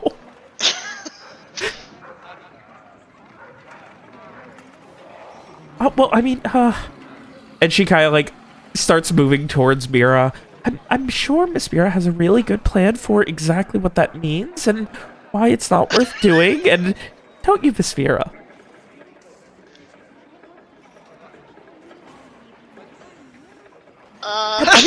I mean, Garrett here. I mean, he's fought. He said it. He's fought in the Black Sun. I mean, it's, you know. Let's do this. These guys are going to be in town for a while. They're not leaving anytime soon, right? So that means if we run into a situation where we need to, you don't have to sign up today. They're always going to be looking for people, right? I don't know, will they? Well, why wouldn't they? I mean, if they're getting people out with the best, I mean, iron. It's probably not. Well, not but you would only need the them. iron. You would only need the iron if you were going to be fighting. But if you're not going to be fighting, you wouldn't be getting the iron, right? Yes, but what if they run out? What if the opportunity goes away? Then what? What if I lose out on it? Back to just being some asshole breaks up bar fights at night. So they showed up with all these dead rebels and dead bandits, right? That SBI hasn't been able to find, right? So they're showing right off the bat they're better than SBI. I think they're going to try to, for lack of a better term, muscle in on a lot of SBI's contracts and take over from SBI. They're going to try to put SBI, if not out of business, they're going to try to put them into a lesser position than they are now, right? So these guys are going to be the new SBI. And SBI always has jobs, don't they? I mean, not good ones, but yeah. All right, exactly. So if SBI always has jobs, and these guys are looking to be the new SBI, and they're looking to be bigger than SBI, so that means they're definitely going to need more jobs. So this isn't something we need to sign up for right now. This is something that we could take a look at, and for all we know, we might be able to solve the issues money-wise that you've been running into in the next couple hours, and you wouldn't need to sign up for this job. You could do something else. Look, what? I mean, this is kind of what I do. It is, but well, let's say that your sister did want to be a merchant. You could be her guard. I mean, yeah, but isn't the point that no one should need, guards? Well, Isn't that the everyone's entire gonna point? I don't think guards are ever gonna run out of business. I mean, in an ideal world, isn't that what we should be striving for as a people? Yes. Yeah, you're right. But there's always going to be those people who, even if things are safer, they'll still need some form of guard, even if it's just someone hanging out outside the warehouse, making sure no one tries to get in and take anything or whatever. Even if the roads are safer, you don't have to worry about bandits or Umbrii. You still need people to help move the stuff along the roads. So instead of jumping in feet first, I think maybe we just give it a day or two, just to kind of think on it a bit, see maybe what else is out there, see what happens with these guys are brand new. We don't know what's going on. For all we know, they might just implode.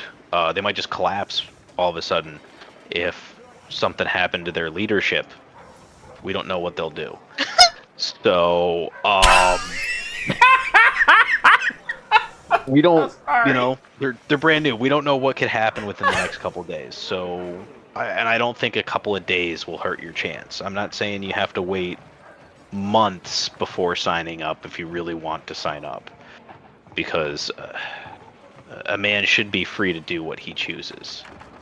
I mean, yeah, I don't understand why you're so against it is all, but he just you could see the gears are turning. Ace trying to argue back without putting his foot down or anything like that, and he kind of just turns back to Alice, who this whole time Alice is whenever it's Frey, isn't there something you can you're convincing. Oh, could sorry. say I was roll going out to the say that crit. Frey is actually doing something else right now. Oh, okay. I'm just waiting sorry. for, a I didn't know. break. Okay. No problem. All right. So in that case, Alice would be a few feet away of just while this conversation. Mira, what happened to Frey? I'm sure Mira did not notice if he slipped away. At least not while they were doing this whole deal. So, you do see as Magnus kind of relents and is just,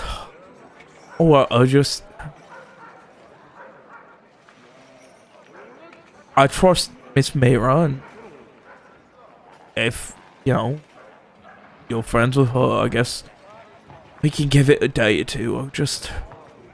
I really thought this was something important. It may be, but we don't know enough about them now, and it would hurt your sister a lot if anything happened to you. And we don't, especially with everything that's going on right now, we don't want to put her in that position. So if we can get things worked out, and if they really do seem like they're on the up and up, then joining them and helping people would not be a bad thing. Okay? But we just, when the new guy comes into town, you don't immediately jump to side with him or side against him. You size him up a little bit first, I was told that, you pilfer the idiots for as much gold as they have, because eventually they'll run out. You take the jobs when you can, because, the new people, the new business on the block, they don't know how it works in Vraeland. They burn through all their coin and then shit out of luck. That's why you think get in while getting good. But at least for now, I guess I will relent. Yeah, turns around and pats his bouncer in arms on the shoulder, and you hold a spot for me, Paddy. Put in a good word if you get in. I got to help my sister with some stuff, and good luck. Hope I take you. Turns and begins walking with you guys, who ponder what Frey might be doing at this moment in time, and where Frey might have gone in this massive crowd. Speaking of, what's Frey doing in this moment of time? Where has Frey gone in this massive crowd? So first, I imagine with that, big pile of dead bodies, he's probably getting a lot of, like, bad vibes off of it, or spooky vibes off of it. I mean, yeah, I don't think you need to be supernatural to get, that's a pile of dead bodies that's been traveling for at least a couple of days. Yeah, but I mean, like, his spiritual senses. Yeah, there's a lot of, on that. Yeah, so he is definitely going to give that pile a very, very wide berth, sticking mostly to the edge of the crowd, but he is going to work his way around them and just kind of, like, get a sense of what the people who aren't already lined up to sign up, like, what the general reaction is, if there's, like, a mix of reactions. Maybe get into a little bit of, like, casual conversation to try and, get people's thoughts on what's going on. Is it, like, mostly a specific, like, demographic of the city that's being drawn in? Like, just kind of getting a sense of how this is catching on. Alrighty, so it kind of sounds like Frey is trying to intuit a vibe from this crowd. So let's go ahead and take a quick break and respec these characters for the new Intuit skill, and then we'll come back and be ready to go. Okay.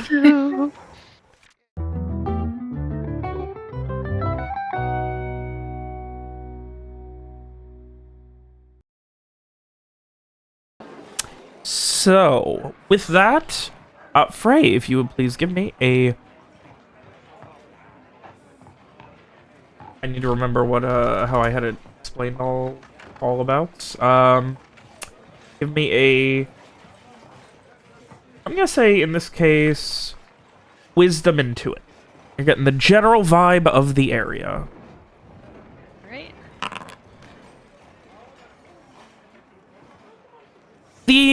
What you mostly get is general excitement mixed with a bit of, like, there's some, like, not necessarily skepticism, but people who are just, like, looking on. Though most of the people that are doing that kind of give you the vibe that they're, like, already kind of, like, established with a guild. Whereas, like, the layman, the peasant, essentially, like, all of them are showing, like, a lot of excitement at this. And almost all of them are either in line or discussing with people, or are interested in, like, they're like, oh, well, I should really, oh my god, this is insane. Like, hey, did you hear about the pay? I can't believe they're willing to do that. Like, lifetime coverage if we die for our families? That's insane. Like, stuff like that. Like, it seems like you guys missed a pretty big speech. Okay, so it seems like the biggest draw is really what they can be offered, and not necessarily, out of the following the ideal. Yeah, the ideals do seem secondary to the fact that this just appeals as a good paying job. Okay, cool. At least generally. Anything else that Frey is doing at this point, or just kind of vibe checking things? Mostly just vibe checking. He is going to, he's definitely going to keep his distance from that pile of dead bodies, because he's a little worried.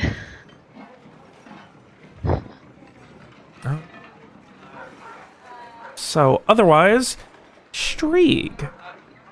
Yes. What's going on with Streeg? You tell me, has anything else happened in the house? So, after maybe 45 minutes or so, he does disappear down to... There's a small basement you would know of. You never went down there, but there was a small basement. He does disappear down there, and not necessarily in a hurry, but definitely, like, he gives, like, that look on his face, like, oh shit, I forgot something, and then, like, gets up and heads down. And then a few moments later comes back up with a very bloody and, like, bruised knuckle. Like, his whole right hand is, like, very bloody and bruised. Interesting. And then does he just casually go back to eating breakfast? No, he washes his hand off first. He, like, puts, like, a little, like, wrapping of cloth around it, and then goes back to eating.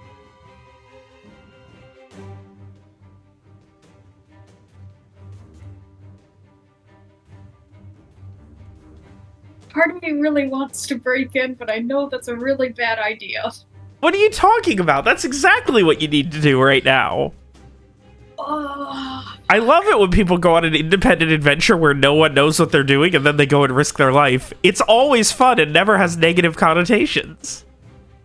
I mean, he could theoretically put the earring back in and be like, hey, could you guys help me out? Or someone come help me out real quick. I am at the intersection of this street and invisible.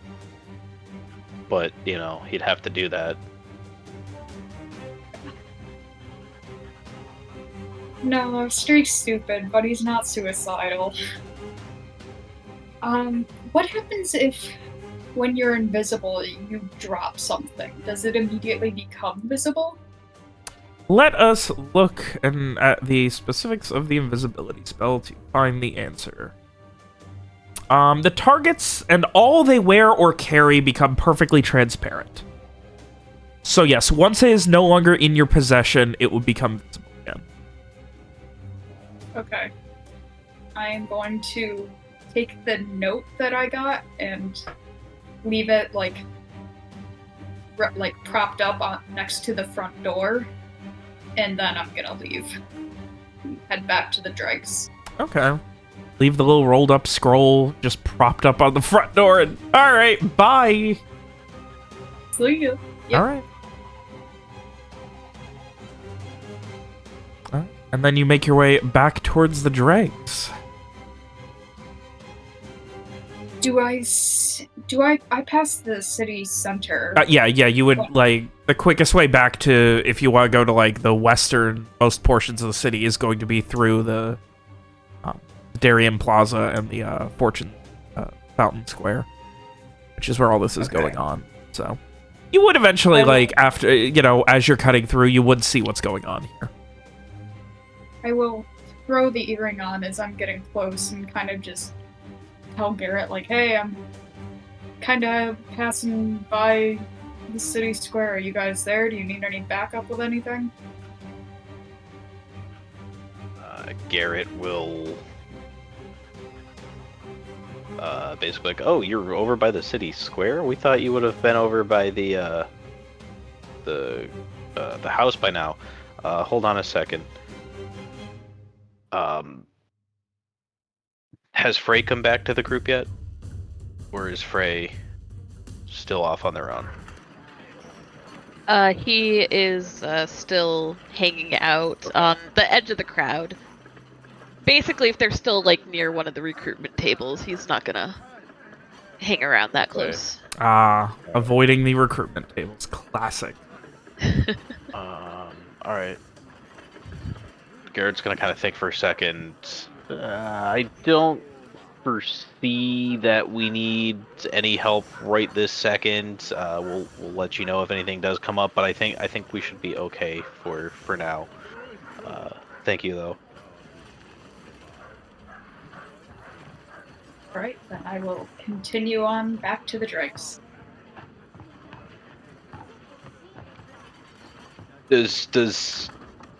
Are you thinking about going to the dregs? Because Garrett would hear that. Yes. Or are you okay? So you're not gonna go to the house, like you said you were originally. Okay. Okay. I was there. I just left. Okay. Okay. That doesn't. If he was coming from the house, would he have passed through here to get to the dregs? Yeah. Okay. Just curious. Yeah, this is definitely not out of the way. Like, this is the heart of the city. Okay. Most efficient, like, major roads are going to lead through or near the Fountain Square and definitely through some part of Darien Plaza. Okay. Okie dokie. Well, let us know if you need anything. We can try to get some food over to, if not directly to you, over to near you if you want. Can find food. Okay. We'll keep you updated. Alright.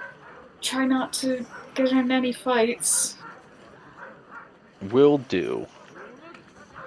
Now, in the meantime, Frey is also just kind of schmoozing, getting a general lay of the land, avoiding the recruitment tables. Anything else? Like, is he trying to stay out of sight or avoid anyone or anything like that?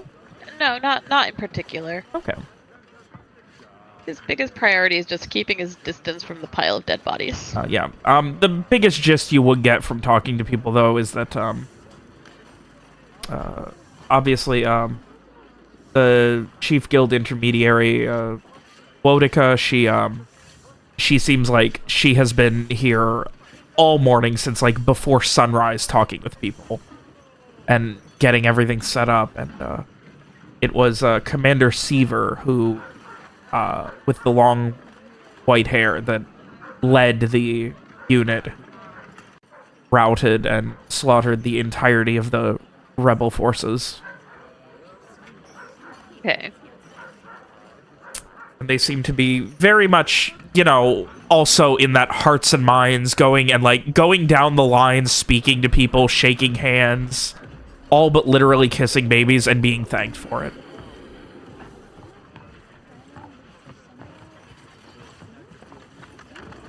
But, yep, so those seem to be the two main people who are handling things here.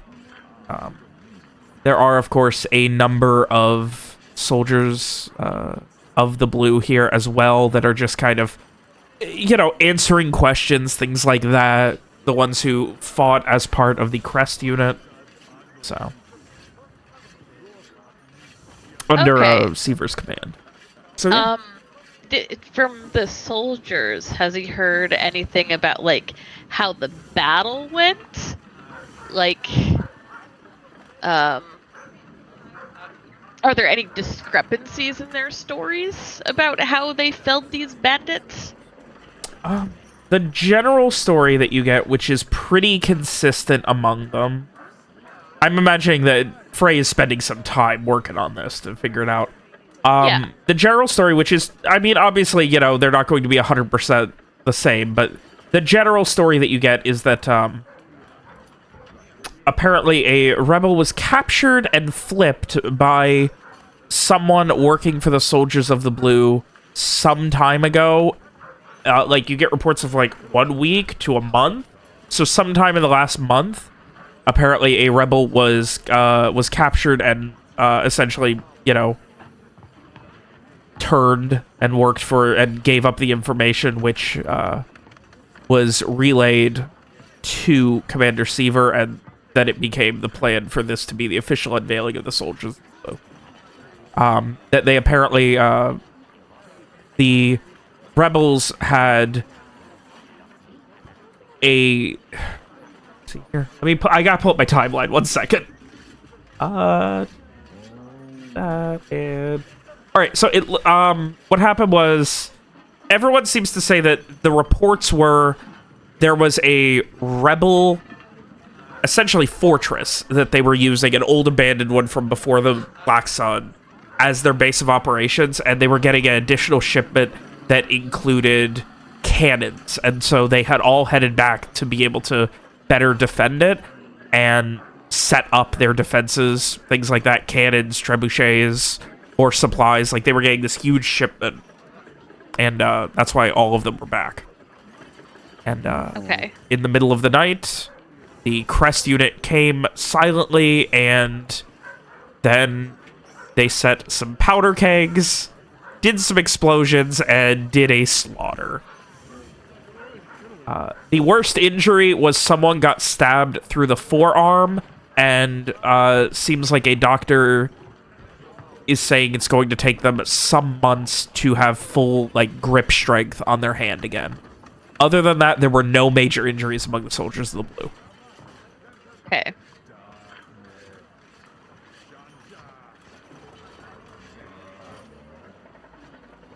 Yeah, but that seems to be the general story. Again, the discrepancies are things that would, within reason, make sense. Like how long ago it got this person was captured, how long it took him to get flipped. But yeah, apparently it all went perfectly, exactly as the commander said it would. All the intel was correct.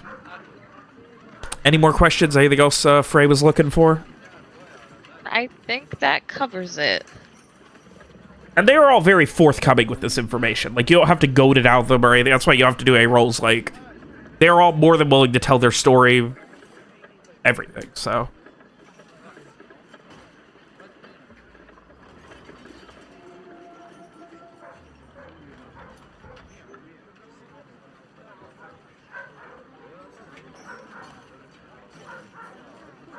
Otherwise, that brings us back to the team of Garrett, Mira, and I guess Alice, and now Magnus. Are you guys heading inside? Is Frey going to be coming with? What's going on there? Yeah, I think Frey will be waiting for them at the entrance of the building.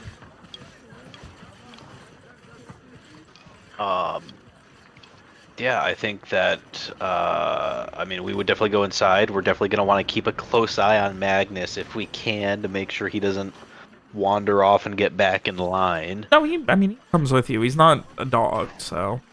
I'm aware of that, but, you know. But yeah, we would go inside. Find it, try to make our way to a, appropriate SBI office. As you head inside, there is someone who is behind a desk who just they immediately kind of flag you down, and you can see this place is fucking busy right now. There's a few blue cloaks in here as well that are just kind of casually talking to people. A couple of them also wearing armor and things like that, but some of them also not. It seems like there's just a lot of general things that need doing right now. But there is an attendant from behind a desk, a man maybe in his 30s with kind of small spectacles, curly brown hair, this kind of round face. And he just kind of like gives you like a quick wave down and hello, what were you all needing help with? I'm mostly looking at Magnus, who looks very... I guess Magnus and Alice, who look very concerned and a little lost. Yeah, so, I've been asked to help, my friends here as I have a little bit more, experience with some of this. They've been having some issues with, essentially proof of employment by SBI of one of their parents. We were just looking to talk to someone about seeing if we could get a notarized or sealed parchment showing proof of employment. Looking for a stay of loan repayment, then I assume. Sort? Yes. Yes, that would have to go through for proof of employment. The SBI office is going to be right down here on the left. It's going to be the big set of double doors. Kind of opens up almost to its own wing. Okay, yes, thank you very much. We'll head over that way.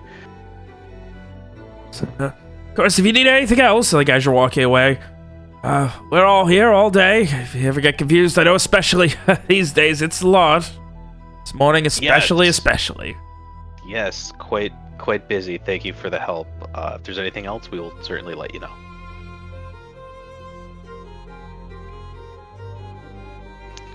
We go. All right. And you guys head to the sigil of the Sacred Blade Industries office. Mm-hmm. Worshipped blade by 4 hands. The flourishes around it, hanging on a small wooden placard. You head inside, and it's not nearly as loud inside the office as it is outside, but there's definitely a lot of activity. The entryway, the like foyer waiting room is much larger than one that Rohan was in recently, where he walked in and walked back out. But I digress. You head in, and there's a gentleman behind the counter who just hello. He kind of like 40s, 50s, short, graying hair, and just kind of looks like squinting almost at you, like he's got like a headache or something like that. Looks like he hasn't shaved in a couple days. To what do we owe the pleasure today? He kind of like looks you up and down. Repayment being owed? Or yes. Contract work? Yes, we're looking for some information regarding proof of employment for my compatriot's parent in order to resolve a loan repayment issue. He kind of gives you a couple of blinks. Oh, that's Did you have an appointment today, or? No, we did not have an appointment today. Unfortunately, this was something that came up a little suddenly as the parents are out of town, and the creditors just kind of reached out about all this relatively recently. And we were unprepared for this, so I do apologize for that. Is there an available slot, or we can make an appointment if we need to? Well, it seems like what are the specifics? I can see what I can do. Certainly, Alice, if you would please provide the name, for the sake of brevity and you guys not wanting to hear an extended conversation between me, myself, and I right now, she spends the next few minutes explaining what's happening in a more and more high-pitched and stressed-out voice as she just, like... It starts off like she's pretty composed, and then as she explains things, the stress kind of, like, she gets a little higher-pitched. She's speaking a little bit faster. She's obviously getting more stressed, like, starting to get a little sweaty around the brow, more and more nervous. He kind of does his best to reassure her, but for the most part, she just, like, she has to take a break a couple times, like, ask you guys questions that she should know. Like, at one point, she's like, for my dad who works, like, she, like, looks back to, like, Garrett and Mira, my dad who works for SBI? Like, almost, like, that kind of nervous. Where, like, she's getting reassurance on basic facts of life. Yes. It definitely, especially for you, Mira, like, you get that vibe of her being a little girl again in how she is handling this. Well, I mean, the last time I saw her, she was like 7. So. Yeah, it's definitely more of the Alice that you knew. But after a few moments of that, he kind of just like, all right, so your father has been conducting surveys on our various business ventures out beyond the edges of Vraeland's borders, and I can see, at least based on what you're telling me, I can certainly go into our records and look. But if we go ahead and do all of that, it is going to take time. In the meantime, it does seem that there were, I can of course find or any sort of loans or payments to loans that would be coming from your father's account. I could go ahead and have those covered for the time being until we can get that meeting sorted. It may be a couple of weeks, possibly more. Seems like it's going to require some deep digging. I do apologize for your father's missing lack of... He just, like, you can see he, like, doesn't know exactly how to respond to that. But I'm sure that in time the answers will become clear and everything will be more simpler. So we're not worried too much about it. After all, we are all here something of a family here at the Sacred Blade, and I'm sure that much as your father would wish to take care of you, so too should we. So we are going to go ahead and cover those loans. That, of course, would be registered on their repayment through any sort of your father's accounts, as long as he is evidenced to still be working and have all of the payments going through. If not, then all of those loans and repayments would, of course, fall to the rest of the family, essentially yourself and your brother Magnus here. The guaranteed estate would, of course, be on the hook for any other loan repayments and repossessions that would need to be handled if it does come out that your father's work has stopped for any reason. But, of course, under the assumption that that hasn't, then, of course, we are more than willing to cover all of these expenses. You need not worry. Yes, Garrett. Alright, that sounds perfect. See, Alice? Sometimes you just have to work your way through the steps and things will work out okay. And when we can find a proper time for the meeting, we will have a courier sent to inform you, along with any paperwork that we need sent, any parchments, information, that sort of thing, contracts. We'll get all of that sent over to you. But as I said, it may be a few weeks, possibly a month or more. We are very busy, especially with all of this Soldiers of the Blue business. Not sure exactly where their coin is coming from, but it's certainly we're losing enforcers left and right now. Quite the he just kind of like shakes his head. I don't know how they can afford those rates.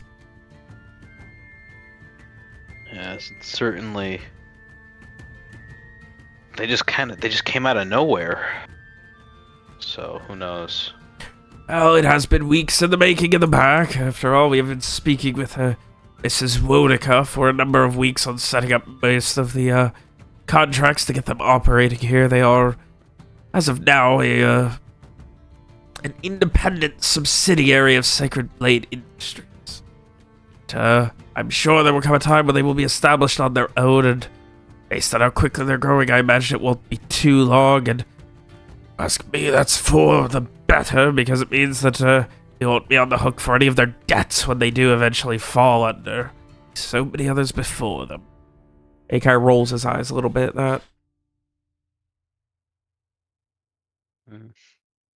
Well, that's certainly good then. He, just at this point, just claps his hands together. And I do apologize for the lack of information on your father. Sacred Blade does care so much about their workers, especially the ones who are handling things so far outside of Fortuni's soul. Is there anything else, any payments, any services rendered that we owe out to anyone, any contracts needing payment, any jobs you're looking for, anything else that we can be of assistance of here today for any of you?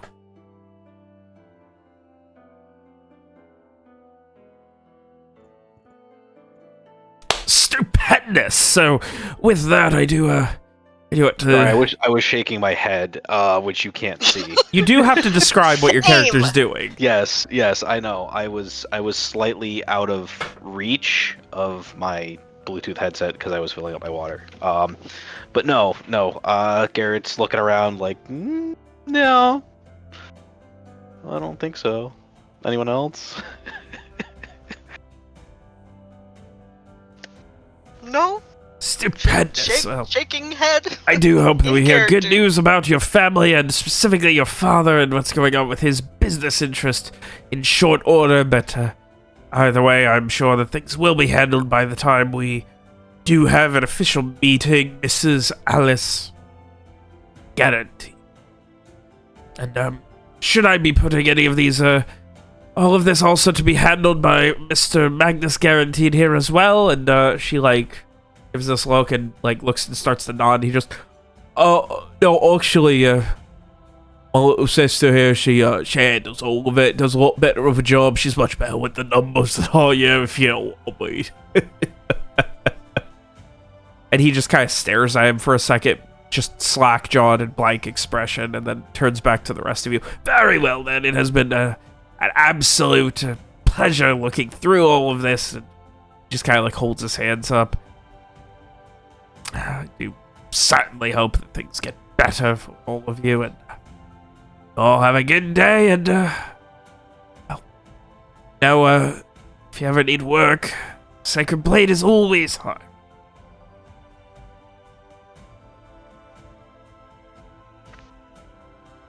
All right.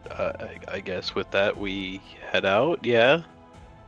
Yes, with plenty of, thank yous and formality and whatever, all that kind of good stuff. You guys make your way back out to the main halls of the massive, aptly named Central Hall.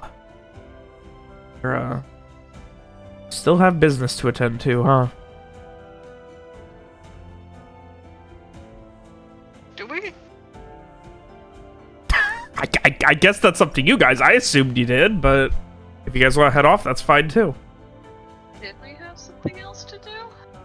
I thought you were getting the contract for like the ownership of Riverstone signed over. Yep. That's the other thing we got to do. That was supposed to happen in the morning, but if you don't want to, I mean, you don't have to. No one's forcing you.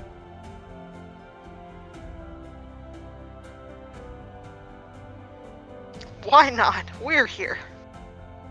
I didn't realize that was happening here.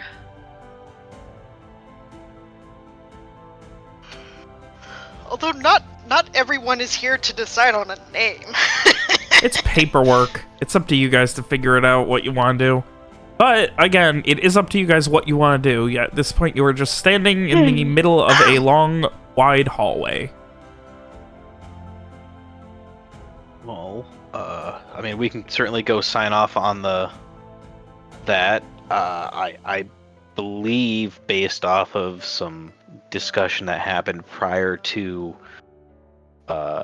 game time, Adarsh gave the approval for Fortune's Union that I suggested, but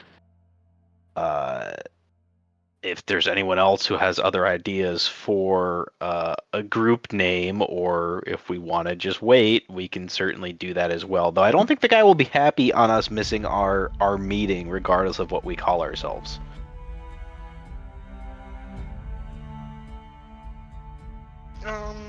It's pretty alright.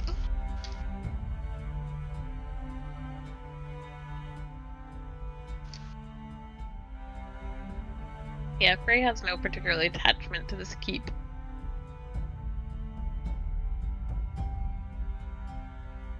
Who doesn't care about names? What about Accord instead of Union? Fortune's Accord? Okay. That just sounds better to my ears. I think that would be... I love the idea that Mira's the one who suggested that. She's probably read a thesaurus back to back.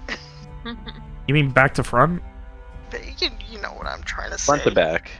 Who reads thesauruses backwards? Mira. It's an alien thing. You wouldn't understand. Of course. Either way. So, I just want to know if you guys are heading to the internal's office or not. Yes. Sounds like a plan. Let's do it. As you guys start to head, Alice just kind of... Alright, so at this point, I think better. Miss Mira, Grit, Ray, thank you guys so much for all of this. I need a drink. Just really need a drink. So I think I'm going to head home before I get into something else horrible. And she, like, goes over to you, Mira, and just, like, goes to shake your hand, and, like, you can see, like, she is still so stressed out. Sure.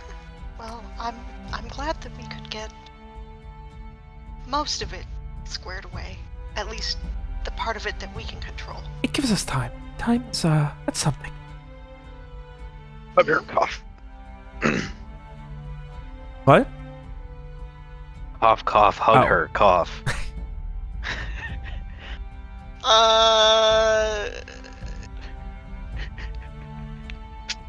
Mira is not a very touchy person. You might have noticed that.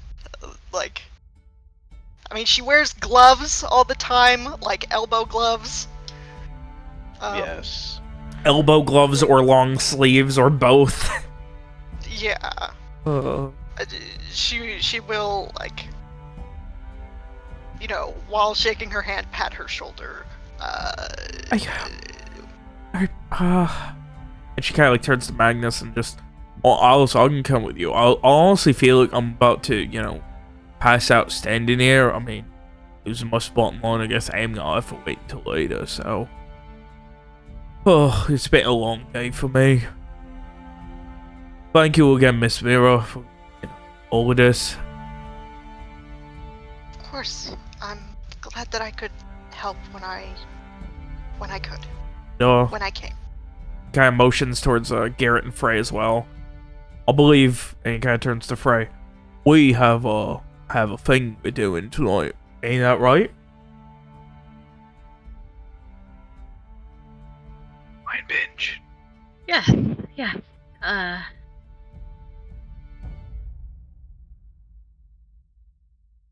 Question Yeah, is, do that. which thing it was? It was the wine pairings with food, I believe, was the correct. You were gonna do a wine pairing with food, and then he was just gonna be like, "Nah, we're just gonna go have wine, and then whoever's was the better wins." No, it was the argument about the glasses, I thought. Well, I thought it was the glass. Well, we did the glasses already, But and then it he was gonna be the saying actual that, pairing with the food. yeah, but then he was saying that Frey won the bet, so they'd be going clothes shopping. But Frey was like, we haven't even done the bet yet, so I don't know what what Magnus is thinking they have to do, because there were several options. Oh, well, you'll find out this evening, I guess. Okay.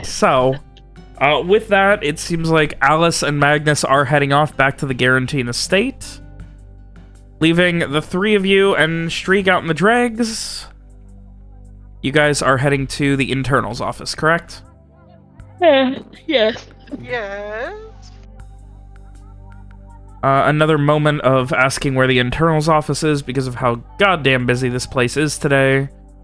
Speaking with that same very kind gentleman who guides you over to it, you head over and you find this this older woman, maybe 60s, kind of graying hair, tied up in a very tight bun, wearing a very simple kind of like dark brown suit, sitting behind a desk, and she just kind of, yes, to what do we owe the pleasure today?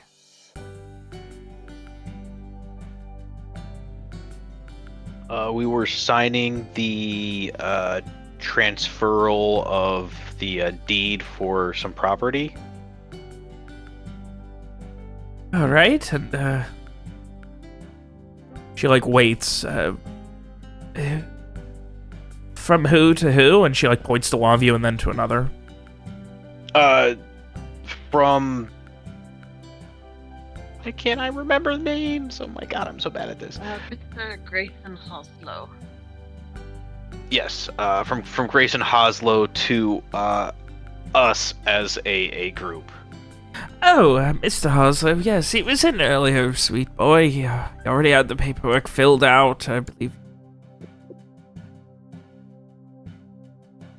I can, should be able to handle that for you. It's already, everything's all good. Just need, official ownership. It was under the Hoslow clan who is going to be owning it. You have a company name, incorporated guild, any some such, that the ownership will be going to. You should donate it to the Yeah, country. It would be the, Fortune's Accord. This is a established company of Vraeland. No, not of Vraeland. No. Oh, yeah. It's what we would call ourselves as a Very well. The Fortunes Accord Company, we are going to have to drop a little bit more paperwork to establish ownership. That way, anyone there fall within is a rightful owner. Is that accurate? Yes.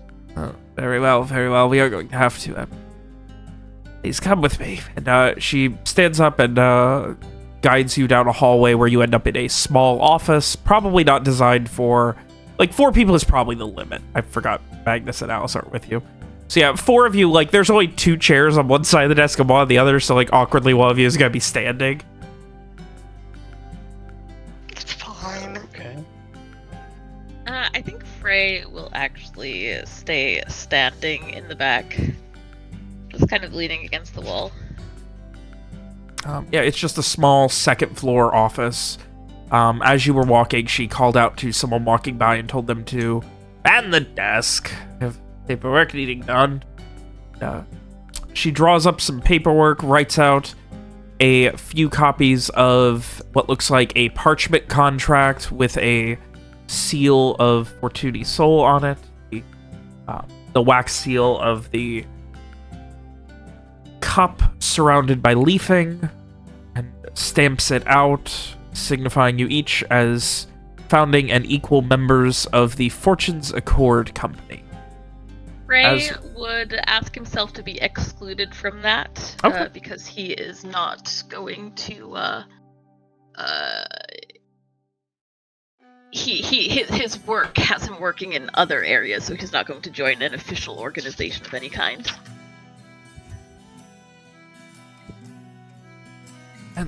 You do know that that means you would not have any stake of ownership on the keep or its surrounding lands, correct? I think that's fine. Very I well. was never particularly attached to it anyhow.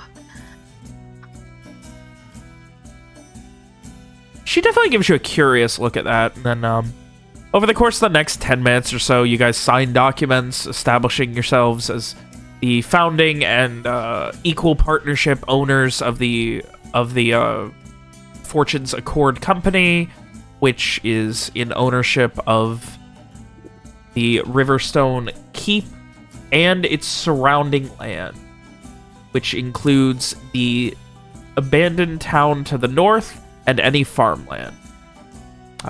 And the contract goes into detail that you are responsible for any security, anything that happens, any banditry, brigandry, etc. that does happen there is under your purview and watch. Repairs are solely yourself and not covered by any guilds outside to the extent of this contract, and that you are expected to be able to pay taxes on it, and that they will be contacting you at some point within, or they wish to contact you at some point within the next year to get a surveyor out for a rough estimate of value for the keep and surrounding land. Okay. But if not, they will still be doing so, even if they cannot contact you. And if anything happens to the surveyor or the surveyor's party at that time while in the land owned by you, you are responsible for any injuries, death, or anything else that happens to them. Okay. Sounds like we need to do something about that banshee if that's still there. So if this... So does this only apply to the people present, so Garrett and Mira? Do you guys all... It's just... Like, what about Rohan and Strieg? Yeah, are you guys... I was going to ask if we were going to put their name on I it. assume Rohan was I mean- on. Yeah, we would put their names down on it, and if necessary, they can swing by later to sign the full signed thing, but we want to definitely have their names on it. Alright. Sounds good.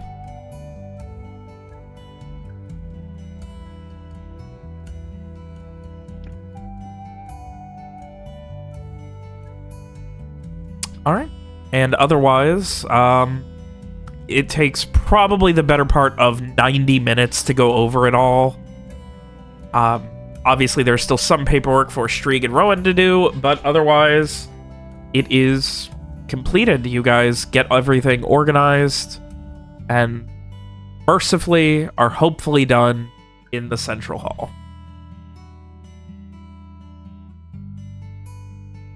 Anything else you guys need to do here? No. I don't think so. All right. Well, the day is yours for whatever you guys wish to do.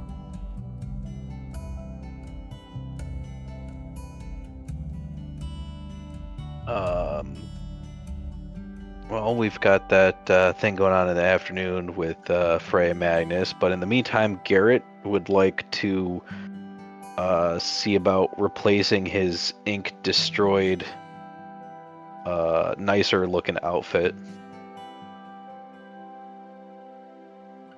Alrighty.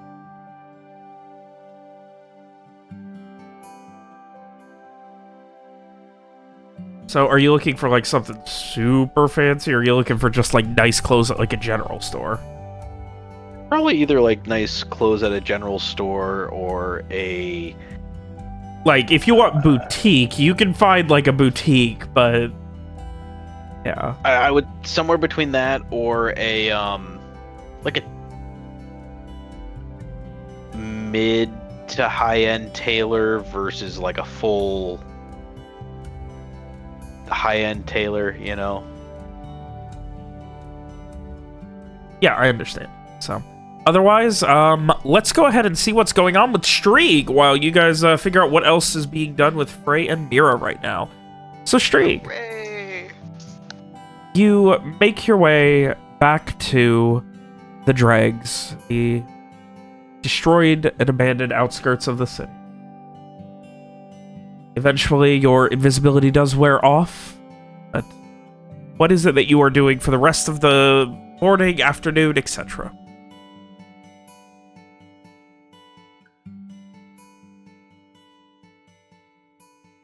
Street? Oh, there you go. Yeah, sorry, I was thinking. No, I get it.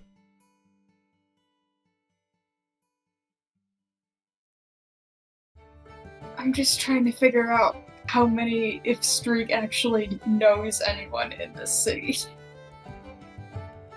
Or if all the people that he knows probably want him dead. But would he have worked, like, not with people not directly under deal, but, like, outside contractors? Let me take a look here.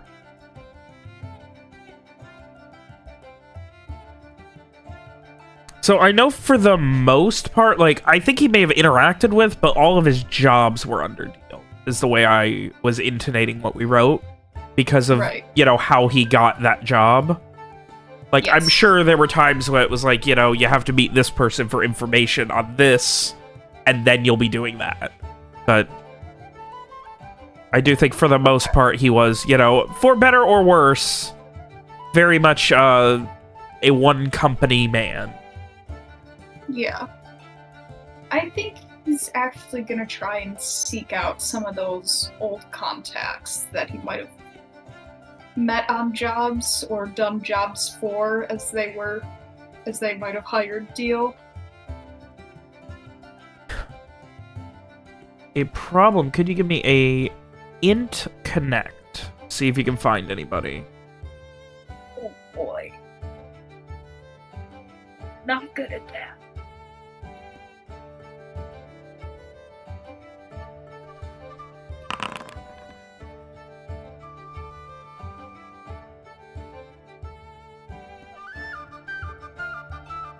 Alrighty. So, as you begin on the hunt, seeing, you know, checking old haunts, seeing if there's anyone you know this is gonna be something that's gonna eat up some of your time. It's gotta be a lot, but, eventually you're asking and, you know, not necessarily asking, but checking, seeing, oh, well, there's a contact who used to hang out around here. Nope. Well, there were always those people that worked in that alley, and, like, sometimes you do have to head out of the dregs and into the city proper, because, you know, things have been abandoned, but Strieg, of course, does a good job of knowing how to avoid locations and things like that. It eventually leads you to... is there something specific you're looking for at this point, or just like... I'm trying to figure out who the hit might be out on right now that Deal wanted my help with. So I'm looking for a contact who might, like, know who's the person, like, who's the target, like, the hot target in town right now. Yeah. You eventually, after maybe the better part of 2 hours, and, you know, a little bit of, like, you get a couple of people who are like, oh shit, like, they, like, almost notice, like, they're like, oh, you're, oh, no, I don't know anything, like, what you start to gather, people are scared of you. Like, you did not have this reputation when you left, but, like, when people, like, notice you, and they're like, oh, who are you again? Like, and you're, like, asking stuff, they're, like, scared. Eventually, after, again, about 2 hours, 2.5 hours of this, it's mid-afternoon, like 2, 3 o'clock, and you have this gentleman at a bar that you kind of, like, you probably met with him a couple times for what amounted to dead drops of information from other guilds. Old guy, never really gave a shit. He was always like, here, just leave me alone.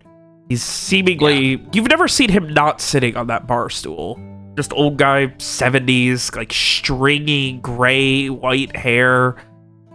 Surprisingly not balding, but his hairline is rapidly trying to escape his face. And, sunken in eyes, and he just... What is it? There's a hit out right now. I said, oh, fucking it's out. Yeah, but who's the big one? There's always one.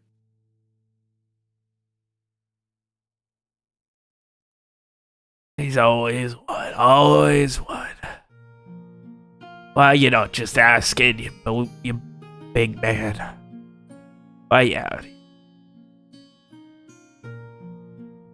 Why do you think I'm out here? I couldn't fucking know.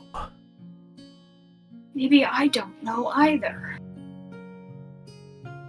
He looks puzzled at that. Like, he furrows his brow a little bit and just... What you mean you don't know either?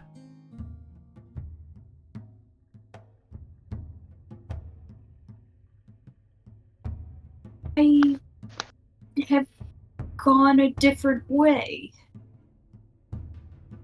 I think. Something happened? No. What happened? Something happened because I talked to you a couple weeks ago. This wasn't an issue. You what? Yeah. You idea? I gave you the thing. He pantomimes throwing a parchment, a scroll, same as he always has. Didn't say nothing. You walked up and took it, same as it's been for fucking years. What's changed? You and your papa get into it again or something? Thought you smoothed all that over. I think Streak is for a moment just like visibly frozen, mouth wide open. You could see him just trying to run like as much as his poor brain can, mental calculations of like, he said this has been going on for years. He said he saw me last week. I don't think I was here last week. Right. What was that last hit you gave me? I don't fucking know. You know I never look at them. I don't look at them. It could say anything. It can be a piss fuck drawing of some asshole. It can be a name. It can be a location. I don't know. My job is to hand you a sealed parchment. That's all I do. That's all I've ever done. And you haven't said a word to me in fucking years. What's changed?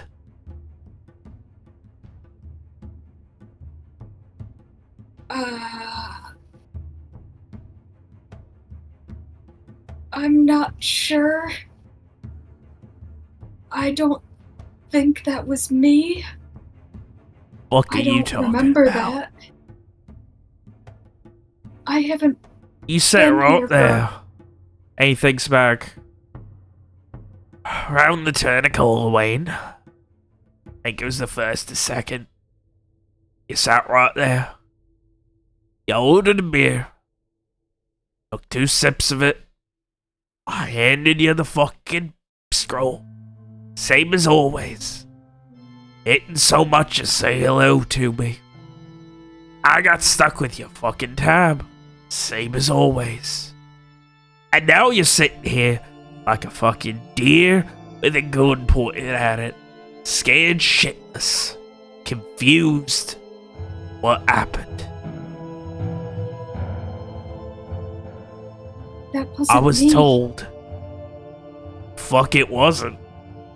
His was, I mean, maybe a bit cleaner, but it was you. What were you told? I was told after, was it a few fucking years ago, you and Papa got into it, smoothed it over, and it's been smooth sailing ever since. And I get paid well to keep it that way when I drop info off.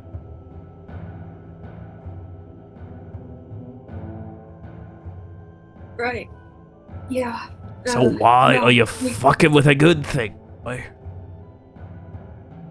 We got into it again. Should I be? Fuck. Time for me to go. That what this is. No.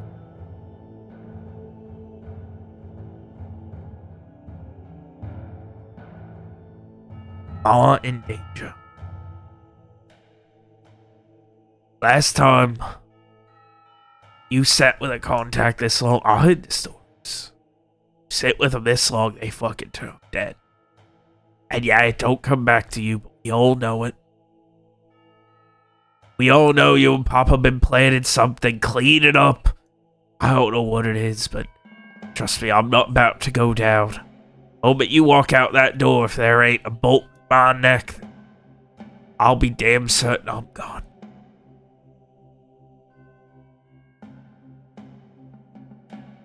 Not fucking stupid, boy. So you be honest here, tell me what's going on. I did. That wasn't me. I haven't been here. I don't know what's going on. I'll stand you in the eye. Well, tried to, That you don't really wasn't look me. much. Less than a month ago, that was fucking you. Think your boots were a little muddier, but I'll be rated. That was you. Same as it's you now. A month ago, I think I was in Alasir.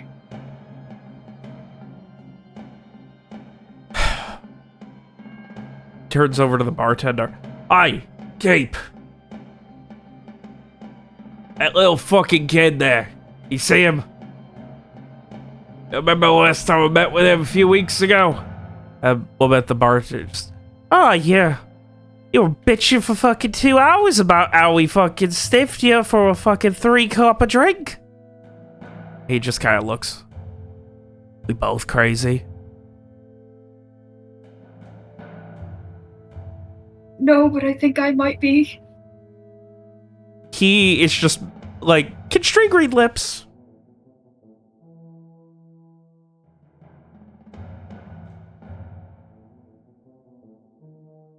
Probably a little bit, but not like. You get a gist of word him for like word. mouthing to himself under like a kind of scratchy, like scraggly beard. This kid's fucking crazy. Oh yeah. I don't know what's going on here, but think you need to get your head on straight, kid, because not about to be another one of your casualties. I hope you're not either. What angle you playing at? I don't know. At this point, he just, like, slams a hand on the bar. Me and Mullen in danger. I was assured. Papa and you. Mostly Papa, but you were there. I kept this arrangement. Eloise was good. No worries. No nothing. Certainly doesn't seem that way now.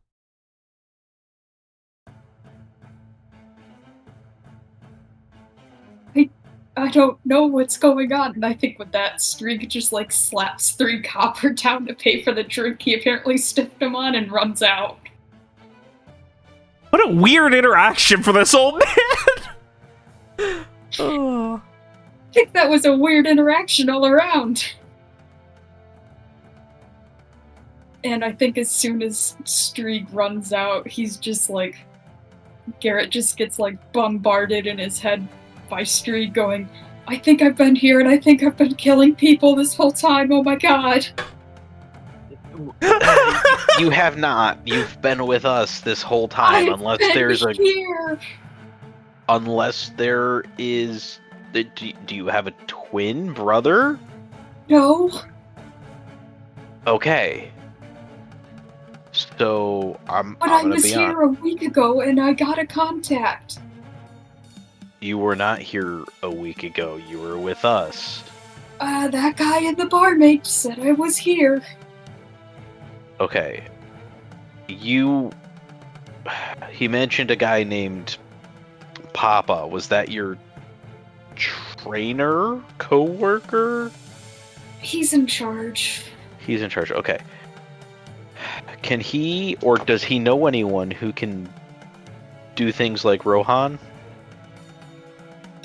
I don't know. He would never did anything like that. I'd never seen anything like that until I met Rohan. Okay.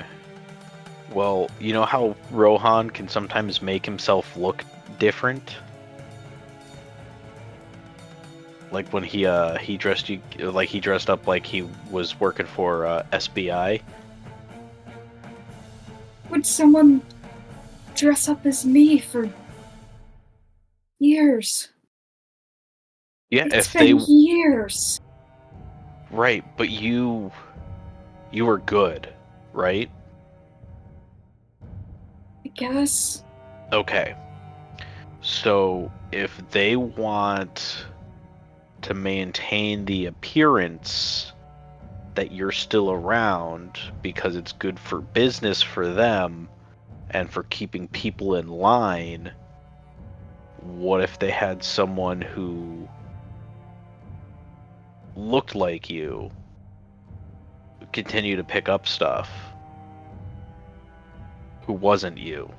That's the most likely explanation, because you have not disappeared and come back to us and disappeared and come back to us over the last month or so that we've been together. You know, we've been together for about a month now, maybe a little over, and you haven't been disappearing and coming back. You've been here the whole time.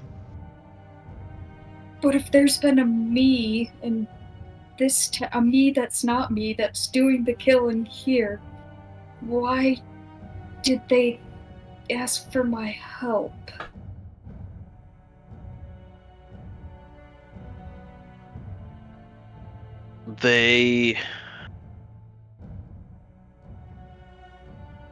Is the people that you went to go see the same people who asked for your help? I was talking to some old contacts. Okay. And they said that they had seen me to pass on hits just last week.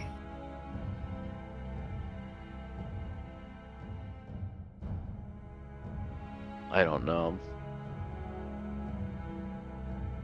don't know either, and I'm kind of freaking out. I love that, like, it's not like, imagine just all the surface thoughts that Garrett's getting right now of String being convinced that he's been, like, teleporting back to Fortuni's soul and murdering people in his sleep. It is a clusterfuck in there right now. Just what is the most likely explanation? That someone's been dressing up at you, or is that you've been teleporting? I mean, you had enough trouble just accepting that Rohan can do some of the stuff he can do. Do you really think you on your own can just teleport back and forth?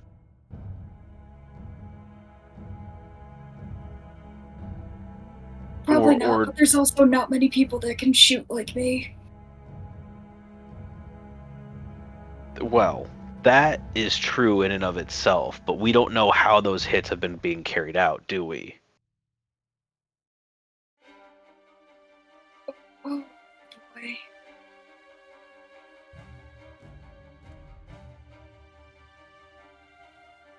Oh, man, I was talking to people earlier and they were scared of me.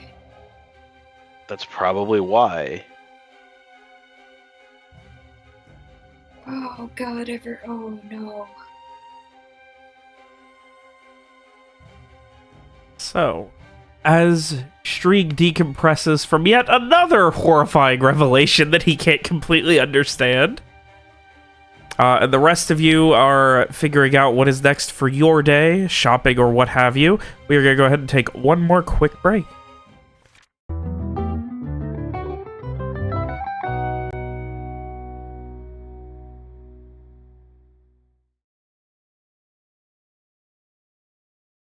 Alrighty, so with some stuff planned, things are going to get a little more relaxed as Strieg panics.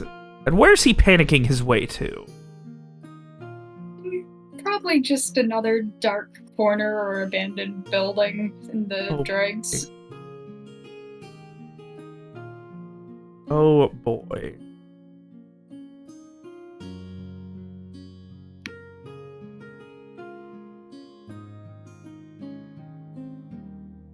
Alright, so as Strieg panics, and I guess Garrett's also going to be getting that, you know, passive panic.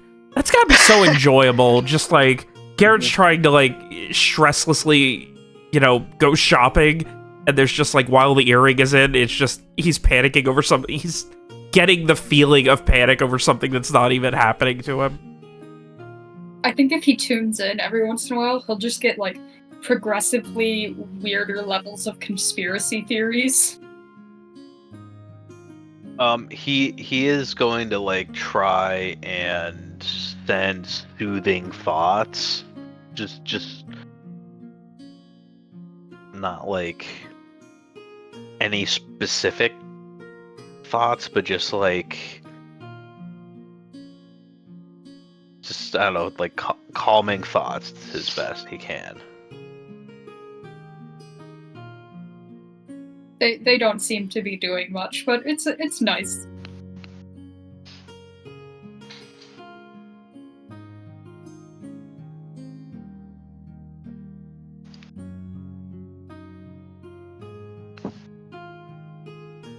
Oh God, Dad can't fix everything with his poor wayward assassin son.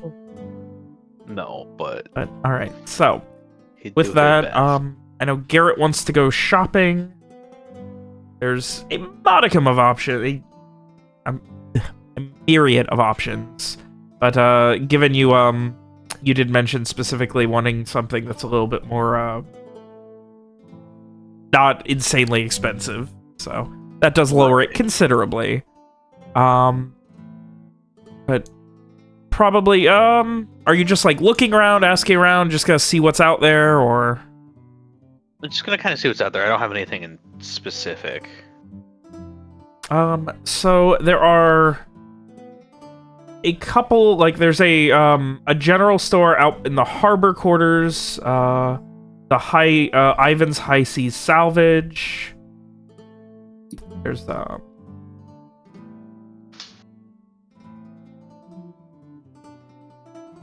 Let me see here. What else do I have that's out in the harbor quarters? There is also a. I guess this would be close. I don't have the specific area, but it says it's in the Darien Plaza, so I guess I have to trust myself on it.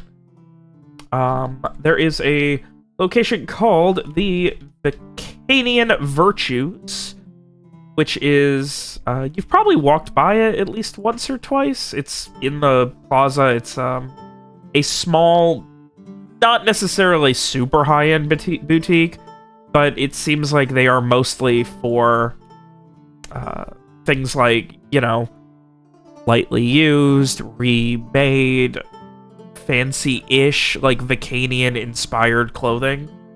Yeah, let's check that out. Is everyone else going with him, or are Mira and Frey going off onto their own for something else? Frey was splitting off. Okay. Yeah, I think that Mira has some letters to write, or at least one. So she would probably go back to the manor. Not a problem. I would, as I'm sure, I don't remember if it was actually discussed or not, but it probably wouldn't hurt if Alice sent a letter off to her dad about today. I think that was something she might have been planning to do already, but it might not hurt to check in on Alice and see how she's doing if you're gonna head back to the house, Mira. Okay. I'm sure Mira probably would have thought of that on her own, though. Yeah, probably. Yeah. But yes, she will do that. Yeah. Alright, so, since Garrett was the first one to claim needing to do something, we'll do Garrett's stuff first. So, Garrett, you do make your way over to the small boutique known as Vacanian Virtues.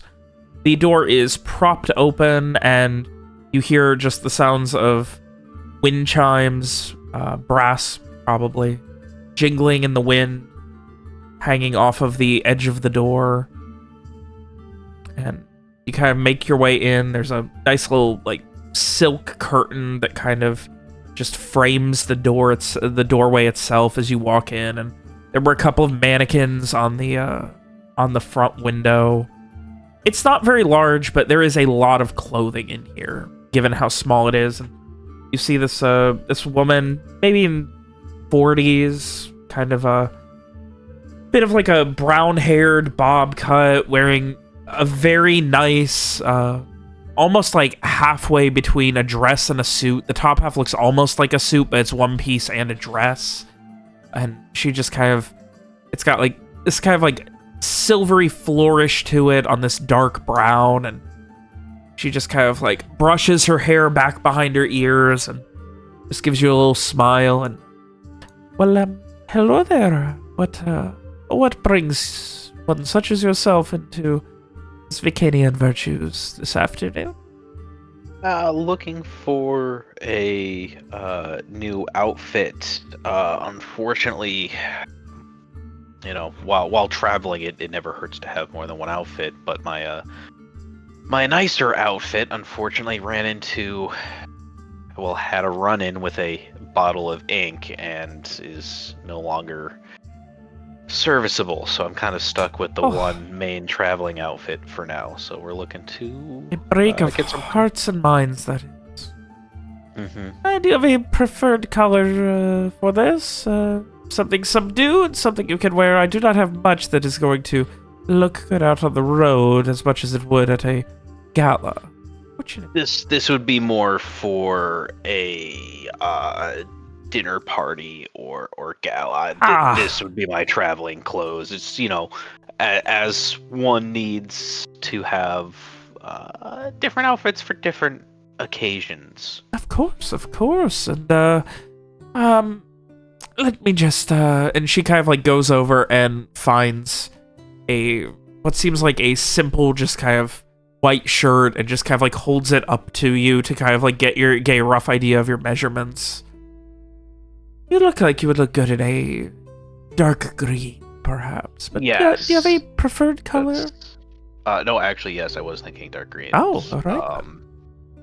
Like a forest green or emerald green, something along those lines. Are you looking for matching boots as well for this outfit? Wouldn't hurt, yeah. Matching boots or shoes would do well. I was thinking in like a buff or tan.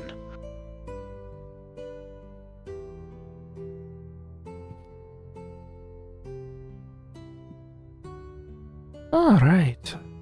Also, if anyone has any actual fashion suggestions, as David's fashion knowledge would not it's would be- Renaissance era. There's not a lot of rules compared to modern stuff.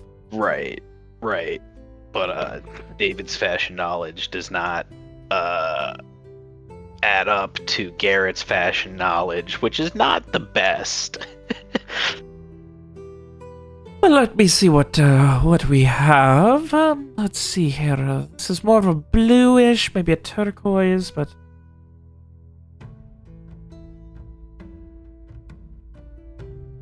Well, a turquoise wouldn't be bad, but definitely a turquoise over a teal. yes. Let's take a look here. Are you looking for headwear as well? To No. complete the ensemble. What about you are looking for a gal? Are you going to be needing a haircut, a shave, that sort of thing?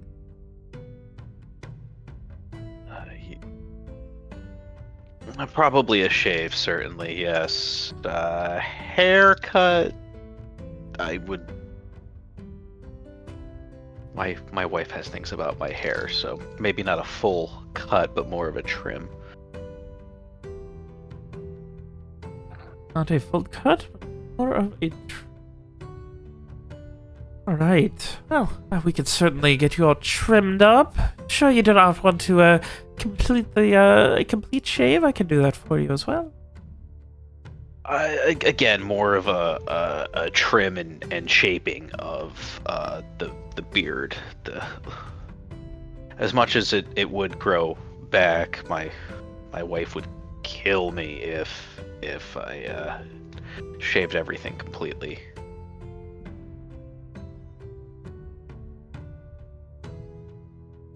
She just kind of gives a quick nod and just kind of like looks you up and down and...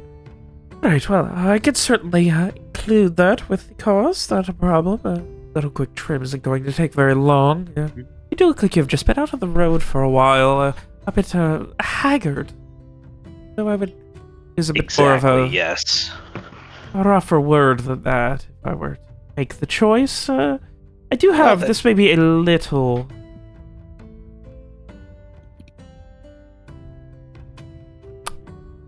She kind of like, you can see she's like thinking and she just keeps like pausing and go, Green and gold seems like it. Maybe the choice, maybe a subdued gold will be the way to go. Yes.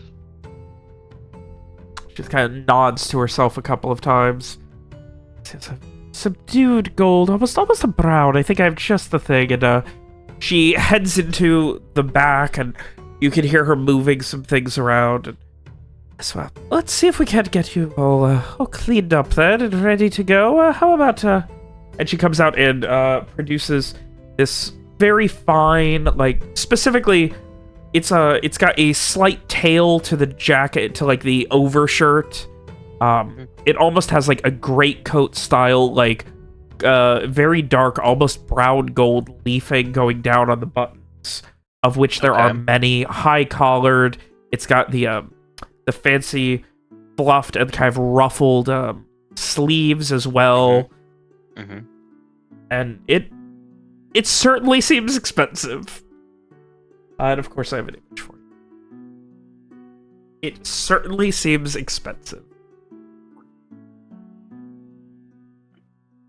Now, this particular one has only been worn a couple of times. It had a slight, and she kind of like lifts up the left arm of the overshirt. I had a slight tear right here that was repaired with the same colored thread, or as close to match. If you can find where it was repaired, I would give you half off of it. I've already told you what arm it's on. I roll notice. Okay, give me an int notice.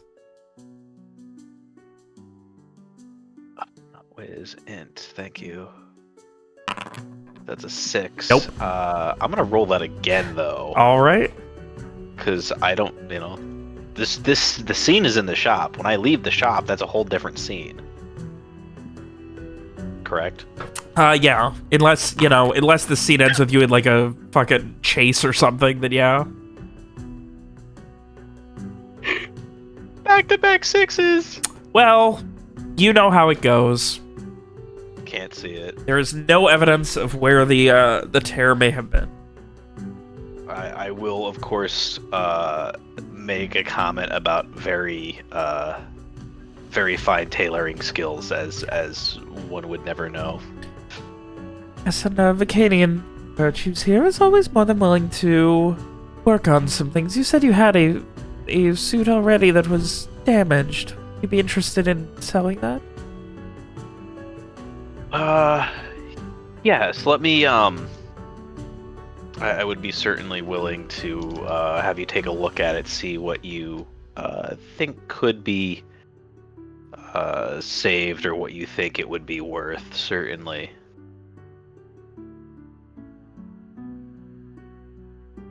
And so you are producing it for her, and she giving her like free reign to look it over? Yeah. And this is certainly ruined in its current state. It would probably all have to be dyed black. That ink is pretty much ruining the threading, and it's across so much of it. Yes, unfortunately, I Stitching is haven't... immaculate. This is Vicanian. Yeah? Yes, it was... Do you know the tailor? Do I know the tailor, Robert? I'm gonna say there's no chance that Garrett would be able to remember the name of a tailor for a suit that his wife had him wear and take with him like years ago. My wife picked this particular one out for me. She has a tailor, but I couldn't tell you his name, to be honest. Oh well, that's quite all right. I feel like I'd recognize that it is very fine. I would not. She thinks for a moment.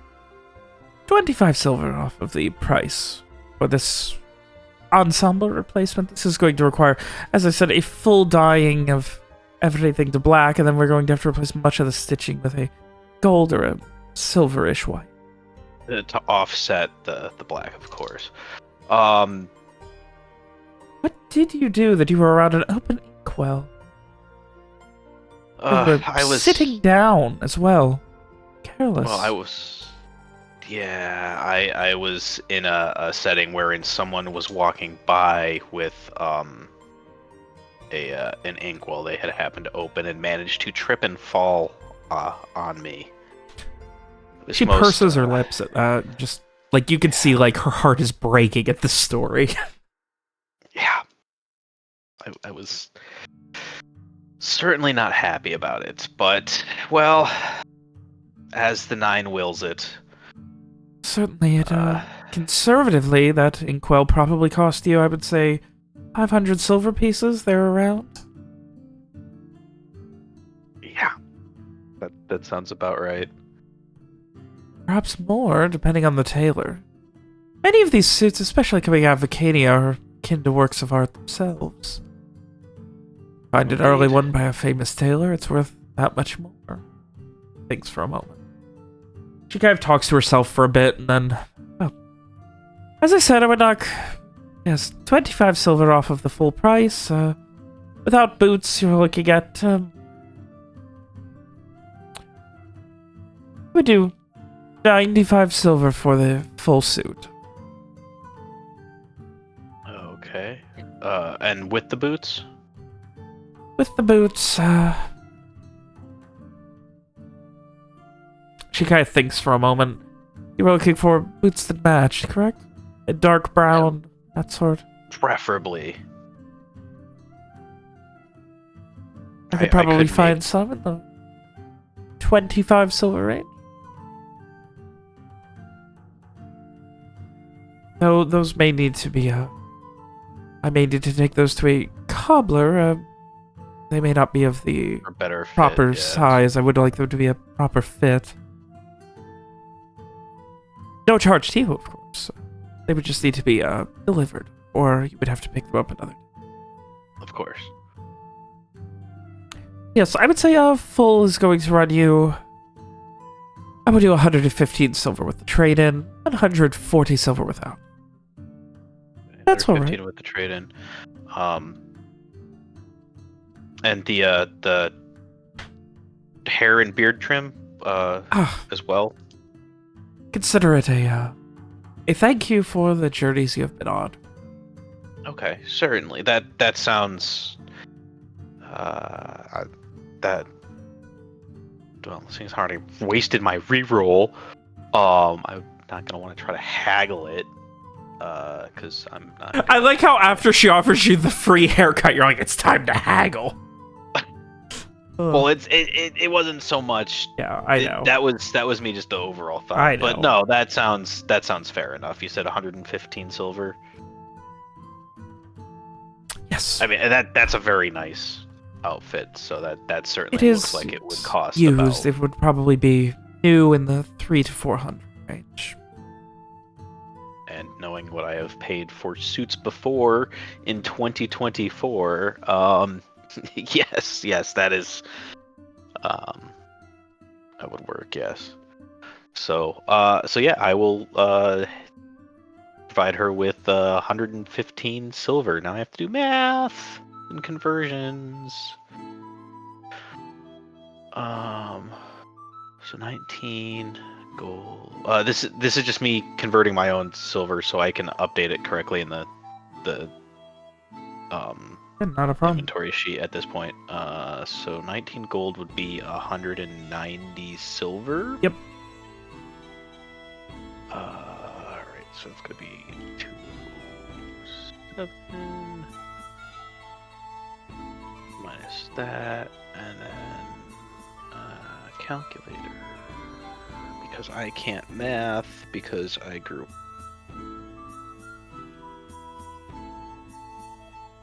$92. I do like the weight as we do math, but Yeah. Oh no. You can move on and do whatever you want. I was just talking to myself. all right. Any more shopping you need to do? No, that was it. All right, in that case, so did you want to pick up those boots? I can match them to, and she kind of like motions to either the ones you're wearing or if you have more that you can show her. No, these would. Well, actually, I have the boots that were with the original outfit that I would have given her as well with the original outfit. Oh, if you were also trading in the boots from the outfit that you were wearing, then she'd give you these for free. Because the boots weren't ruined by ink, so. Yeah, it would have been whatever the original boots with that outfit would have been. Alright, so yeah, not a problem. You keep everything together. Alright, so that's an additional 25 silver that comes back my way? Yep. Okay.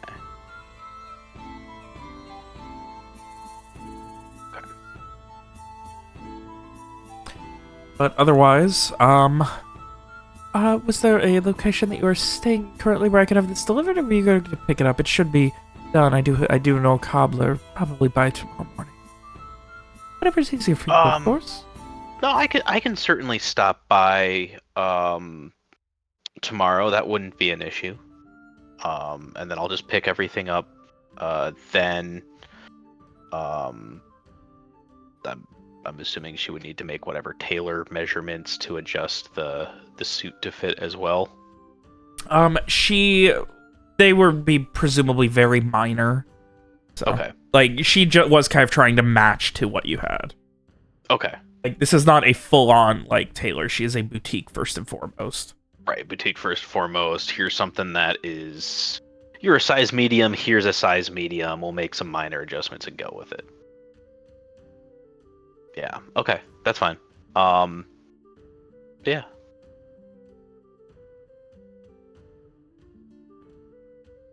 Alrighty. And otherwise, so that brings us to Frey. What's going on with Frey?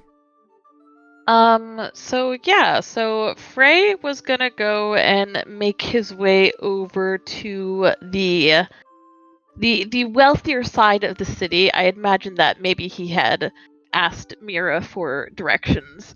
And sorry if I'm repeating myself. I had said this before the break, but I don't know if my mic was muted.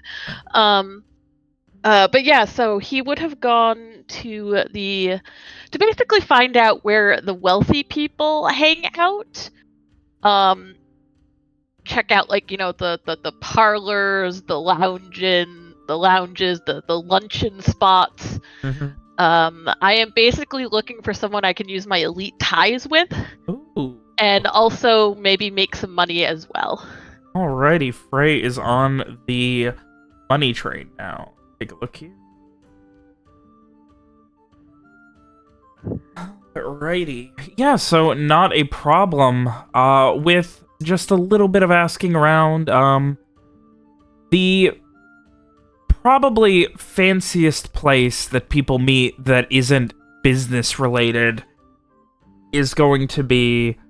There are a few places like a few parlors and things like that are similar. It seems like the highest end stuff does seem to happen like at Ardenford or a couple of places like that. But specifically in the River Ward, which is the nicest, like, it's the nice kind of it's the bougie district. Okay. Which is, that is where the guaranteed residence is, though the further north you get, or the further south you get, the nicer it gets, up until it gets to the docks. So you kind of keep heading south, and eventually you find what seems to be, like, a very nice, like, a house party going on, where, like, everyone's very well dressed. It seems like they are celebrating I don't know how to make this sound fancy. They're all, like, comparing and showing off their horses. It's like a rich people car show, but for horses. And they have these judges there, they have racers, and they're all just kind of talking about all of their horses. It's, like, these are horses that are worth thousands of gold on the low end. Like, this is stupid money you're at. Okay. Of course, Frey, being the schmoozer that he is, would have no issues being able to get into this party and be able to make an acquaintance with one of the essentially. Let's see, actually, I have somebody here who I didn't mention. Horse racing. Go ahead, but a gentleman by the name of Raphael Breit Durant. I will spell that for you because it's a fucking mouthful. Thank you. I was about to ask.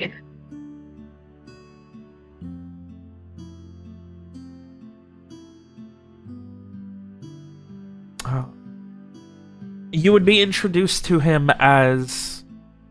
he would be introduced to you as the Ironheart Alliance's Lord of Innovation.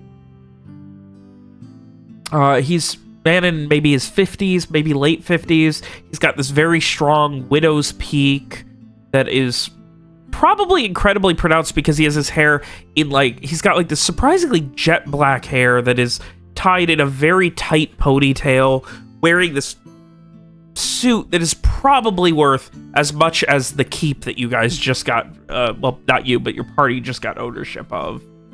And he just...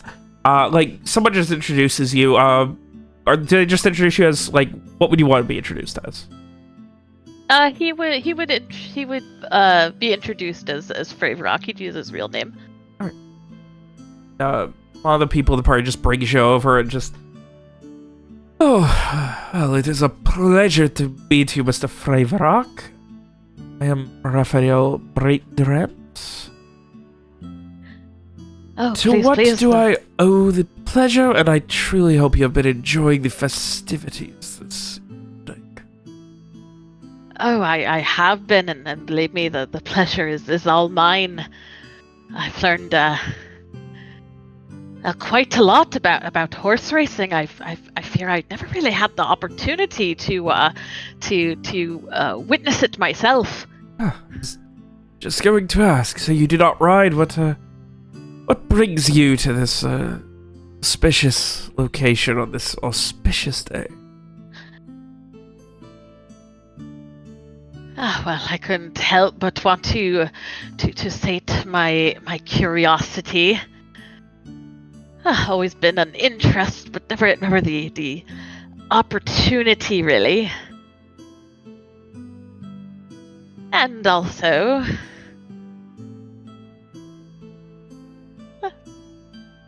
always the opportunity to offer my own services as well as I'm something of a seer, a fortune teller. And I do know that you need good fortunes when it comes to events such as these. I do very much enjoy hearing about future. What, pray tell, Mr. Vraeland, can you tell me about my future? As I would be so incredibly interested to know.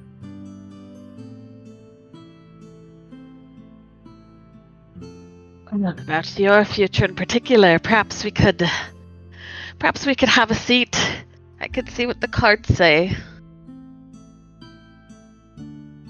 I would love nothing more. And he just he does a couple of claps, and you see some people notice. Esteemed guests of this beautiful occasion, it seems Mr. Vraeland here is going to tell us the future.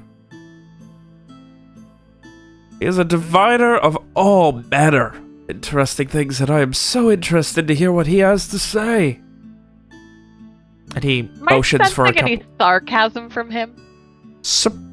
Give me a. I need to remember. I need to write down. I need to better define intuit on the specifics. But I would say give me a wisdom intuit. Okay. No, he is genuinely excited. Like he wants to show you off like a trophy he just found. Okay, cool. Is the best vibe he gives off. You know what I mean? He's like, oh shit, somebody brought me someone who can see the future. I want to know my future. Guys, look, I have a future mage. I have a seer. It's all just fucking rich people posturing. And this is he wants a fucking crown to see this. Absolutely. And please, take your cards elsewhere, and motions to a couple of people who are playing cards at a table. That is a very interesting, and just to shoes them off. They quickly are like, all right, wait, 1 moment. They pick up some coin and get up, and he sits down across this it's a small round table. It looks like it's made of a fancy driftwood or something. It's definitely a one-of-a-kind type of table. He sits at one end and motions for you at the other. Ray will take his seat and pulling out his deck of cards.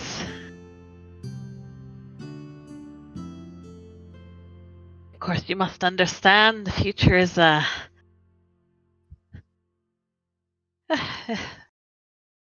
ever-changing thing. Always shifting, just those small decisions, changing its course, but the cards can help guide us, learn how to navigate. Malleable, you might say, in the same way as iron marking or some such. Correct? Precisely.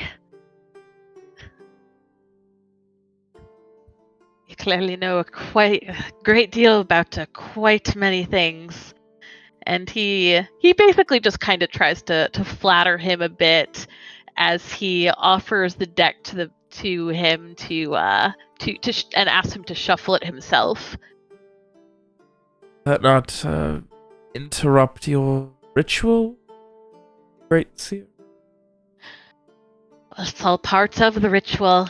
You see, it needs your touch, your essence, to understand you.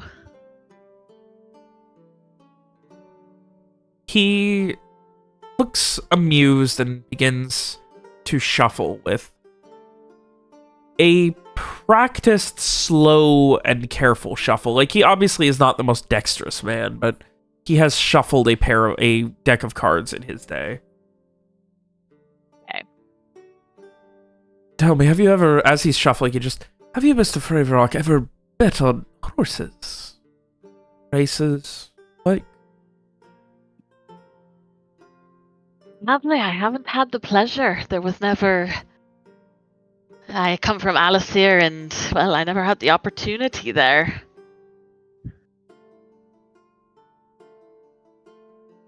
Oh. I hope that my future could tell me my investments are going to be paying off like the races next week.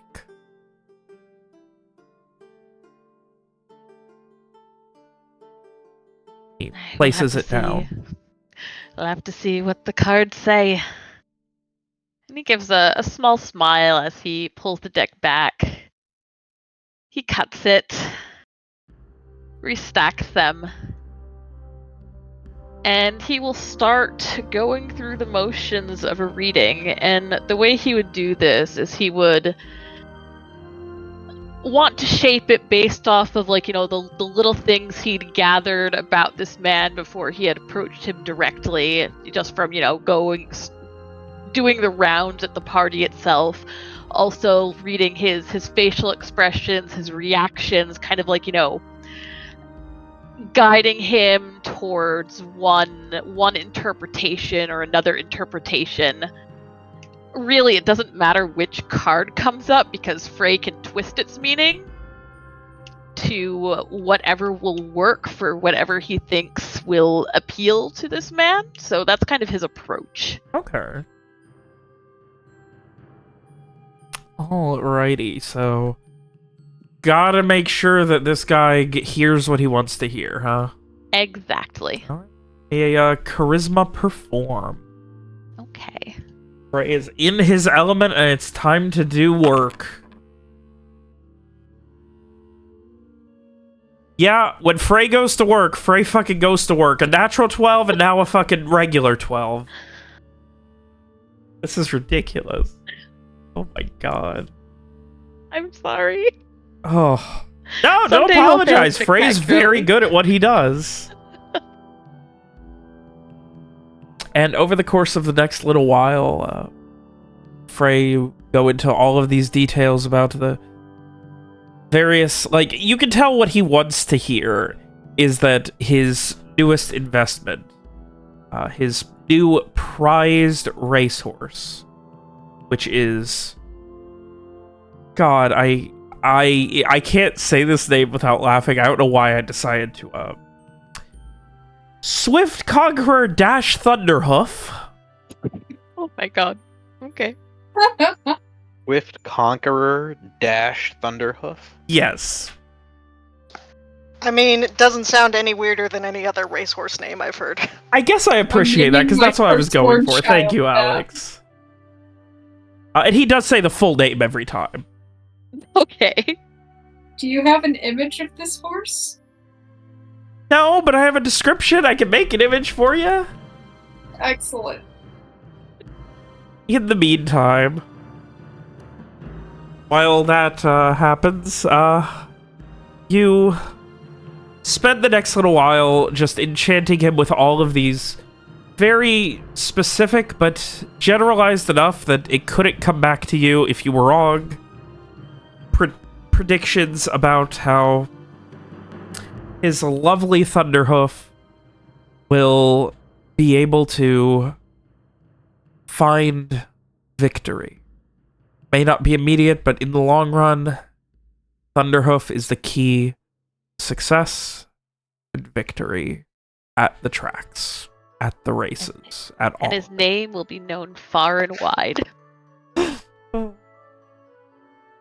Good old Thunderhoof. Swift Conqueror. And this continues for the next little while. You get literally a crowd of people, all of which are probably wearing suits that are worth more than everything you own.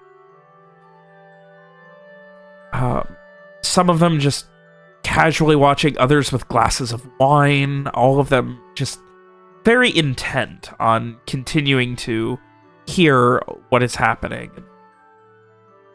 By the end, some of them are frustrated. And one of them just... You do hear, like, mutterings. Get charlatans. Can't predict a fucking horse race. Shit. Can't do that.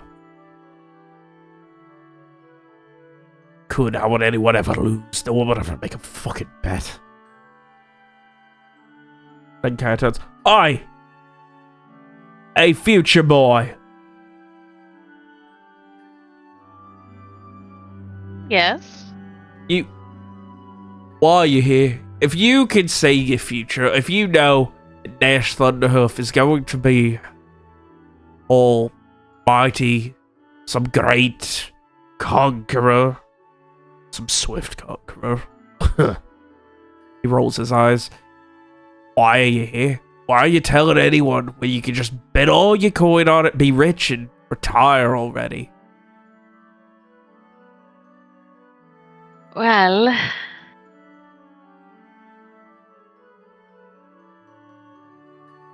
Because I fear it's the fate of a seer like myself to never be able to read my own future. So I do what I can to use my gift to help guide others. Give me a charisma convince. Okay. Oh. Frey just needs to, like, attach to fucking some rich people like a leech for a moment and just, like, everything works. This is ridiculous! Oh my god, 12, 12, 13. He's too powerful. God, surrounded with rich people and he becomes God. After a few moments, it does die down, and the explanations and the way that you phrase them are very well accepted, and it quickly turns to interest once more. As people watch, you eventually finish reading the fortunes, and the Lord of Innovation just kind of, as everyone begins heading back to their various things, it's probably been 15, 20 minutes, maybe longer, depending on how long Frey wanted to draw it out and how flourishing he wanted it. He would definitely embellish, yeah. So you're to tell me that my Swift Conqueror Dash Thunder is going to be a famous, known name among horses, but if you know this, a gentleman makes a point. You can see this. You're not interested in that. More permanent position? Sorry, what's he saying? You're breaking up a little. Sorry, I moved my thing up. A more permanent position. Perhaps. One where you could see what is going on with these races. Perhaps it is a fruitful bounty for the both of us, Mr. Verrock. Frey gives a thoughtful hum at that, leaning back in his chair as he starts gathering up his cards.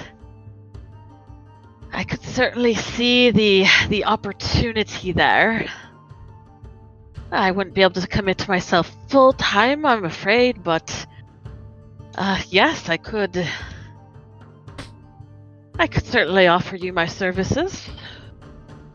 And in return, what is it that I could offer? I am as you well know, the Lord of Innovation, or Alliance, I am more than willing to... If you have a ship, anyone who is in need of one, anything designed, reinforced, looked over, and the leader, the proprietor of the entirety of the shipwrights wing of the Ironheart Alliance. So, when it comes to the naval reinforcements, if you speak, I can assist you with it. Anything else, I will see what I can do with any of the other of the major influences of the Alliance. Thank you. That's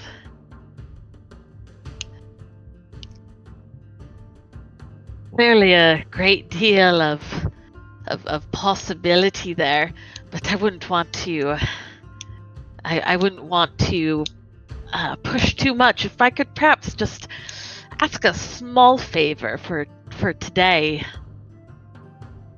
He leans back now in the chair, leaning an elbow onto one of the arms, and rests his chin into his hand and holds his other hand out. By all means, what can I offer, Mr. Verak? It's such a small and silly thing. Perhaps too below your notice, but well, have you heard of a place called the Moonlit Sip? He just raises an eyebrow. Of course I have. Heard of it. I frequent it monthly, perhaps. It's one of the nicest places in all the city to eat. Outside of these private banquets and parties. So I've heard it's actually a private party that I was hoping to help cater a bit. Would you be able to help make that happen, I wonder? With your influence word, I'm sure. Private party catered by the Moonlit Sip. Not a problem at all. Just a small thing. Done, Mr. Varak, and I have a feeling you already knew coming in here that you would be getting, despite your assurances to the contrary. He gives a crooked smile at that. Well, my time back in Alcir, I'd often work among people of your status, or at least those of the other folk in this room. Just gives a slow nod. I do hope that this partnership can be bearing of fruit beyond this simple exchange. I feel in your debt, Mr. Varak. Yes, thank you, and I do look forward to our work together. Do you know when you might like to next meet? I am always open for the right discussion, though my schedule is, as the Lord of Innovation, very busy. The Alliance. You can find me over in... He pauses for a moment and considers. I do not wish to presume on your schedule, Mr. Varak. You say you're from Alcir, you say... Just motions towards you. You're obviously not here to be a local gentleman for your remainder of your time here. I imagine you have many important things to do, places to be, so... Anytime you have the time, you find me. I'm normally not far from home, and if I am available otherwise, it will be at the Ironheart shipwrights. Over in the harbor quarters, you cannot miss it, the largest of the dry docks. Small ships, and further down the coast we handle some larger work as well. I have an office there. If I am in it, door is open to you.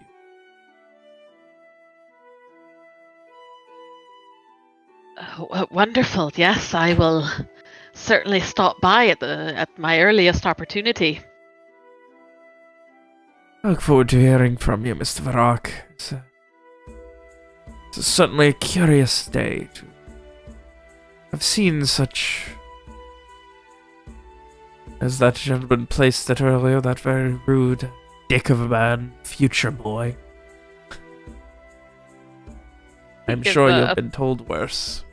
He gives a small laugh at that. Yes, you learn to simply let it roll off. There will always be skeptics in my line of work. Yes, well, I hope I am never counted among.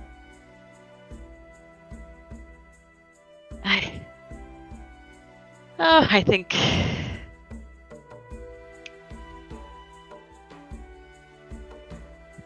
I think you'll find just what you're looking for.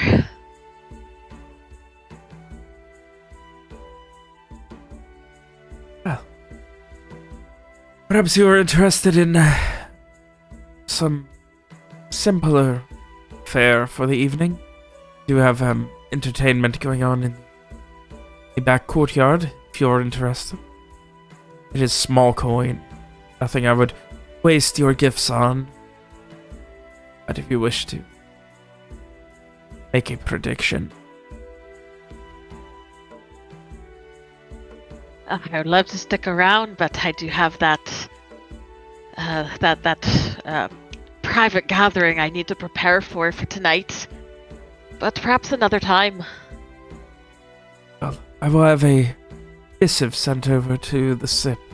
Post haste.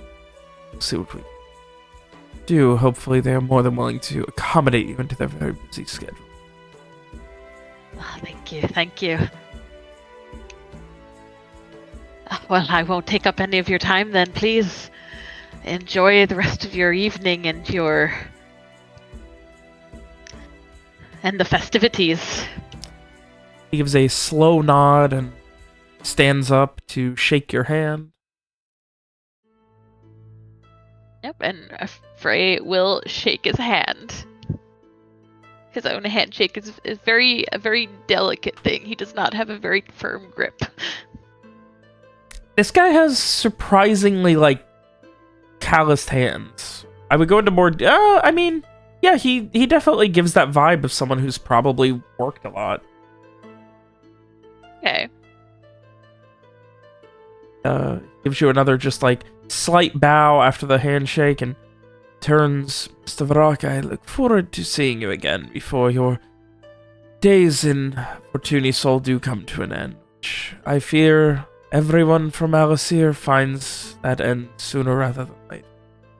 Something about that city draws them all back. Well, I think...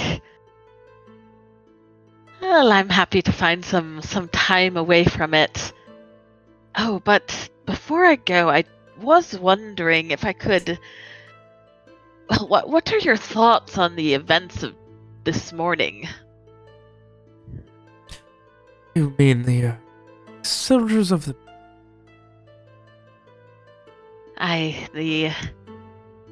The grisly show they put on in the town square, in the town center.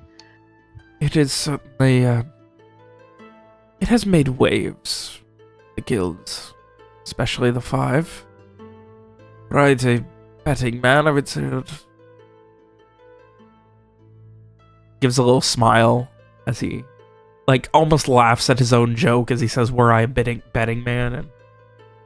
And Ray laughed along with him. I would say that my opinion does not matter nearly as much as that of Blades, but I can only hope that they eventually have a strong navy and are in need of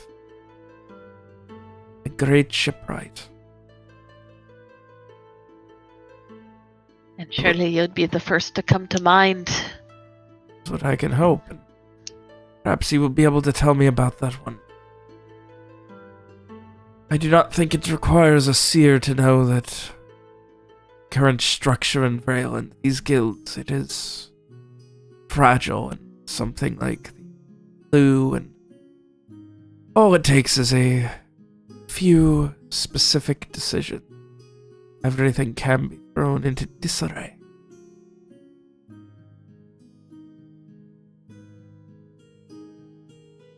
Don't think they'll be the ones to do it, but they are certainly going to show the cracks.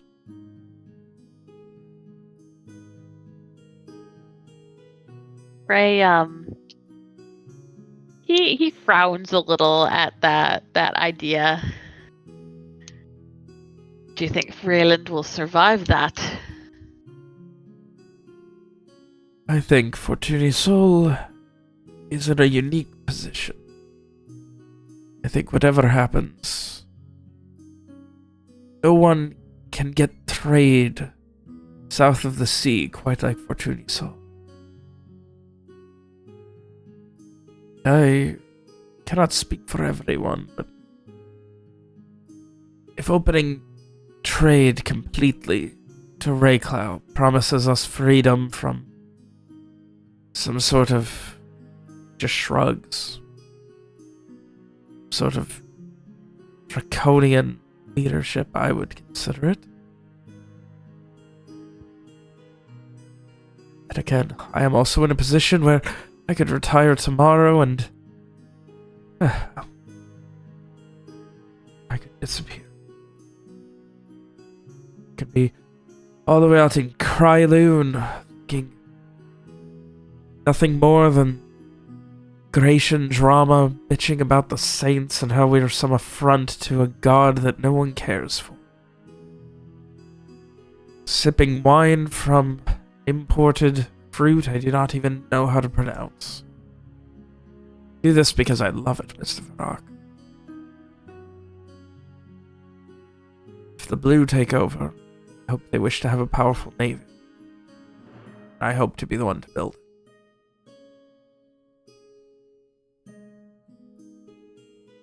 Then we shall have to see if that retirement of yours is near or far. But next time we can broach that question. Yes, next time. And you can hear there is some excitement and yelling coming from the back courtyard. I believe the festivities of the setting sun have begun, Mr. Varrock. I must go. Thank you for your time, and yes, enjoy the rest of your evening. Yes. I'll call upon you soon. He quickly heads towards the back, leaving you. There are a few other guests in the house, but the majority have moved to the back courtyard. Okay. Yeah, Frey is going to make his way out at this point, so he can head over to the Moonlight Sip and hopefully get everyone a really nice catered dinner for free. There we go. Righty. So, you head over there, and a few moments later, maybe 10 or 15 actually, there is a missive, very long one, written by, or on behalf of, Mr. Vraeland. And they will be handling all of it. And it is to be sent, I assume it is to be sent to the guaranteed residence. That is correct, yes. All right. They will be able to handle it. Frey gives them his thanks and double checks to make sure they have the correct address, and then he will be on his way back to the house. All right. So that leaves us with Mira. Mira was heading straight back to the house, right? Yeah, I didn't have anything too exciting to do. It's writing letters. Yeah. Check on Alice and Magnus. Magnus is sleeping. You can hear what sounds like someone doing some woodworking upstairs anyway. Which you would assume if it's, you know, anything like how he was before, that's Magnus sleep. Honk shoe. That went over my head. Honk shoe?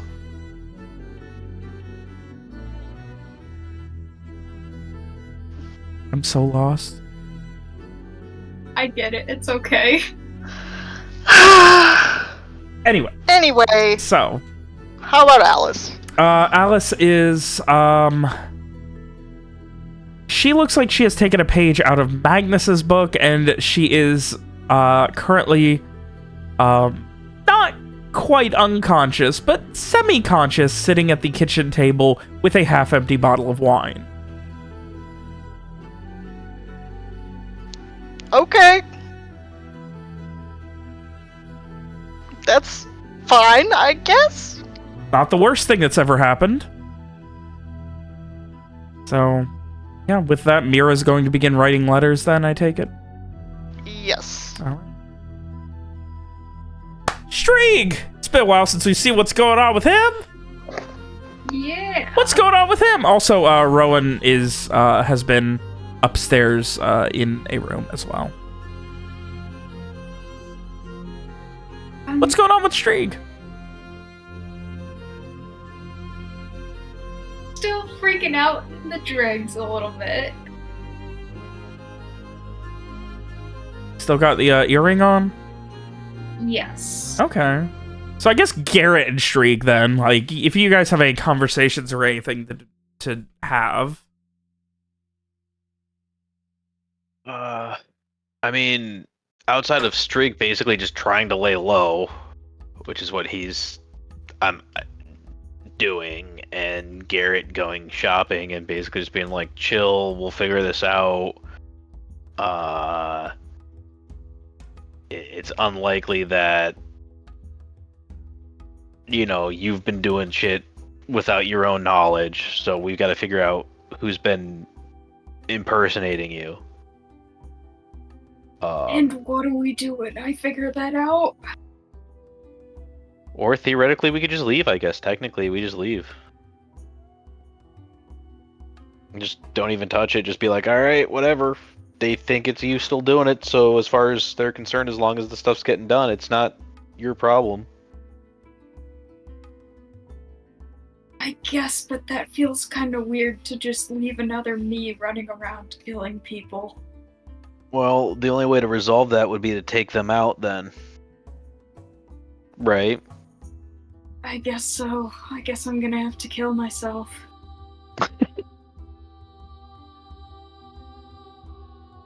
That is a interesting way to phrase that, but yes, I guess that's what we'll have to do.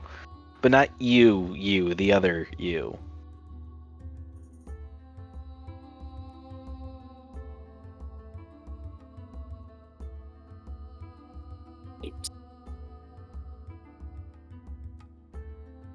So I guess I should go try and find me. That would probably be a good idea. Do you want help trying to find you? I'll around a little bit. I'll let you know if I find anything. You probably don't want to waste your time walking around the places that I'm at. Well, if you're sure, but let us know what's going on. I think there's supposed to be some kind of dinner thing tonight that Magnus and Frey are doing for everyone at the oh my god, I totally just blanked. We literally just said the name of the place and I just blanked on it. The sip. The Moonlight Sip. The Moonlight Sip. Thank you. I can't believe I suck at names. I'm sorry. That's all good.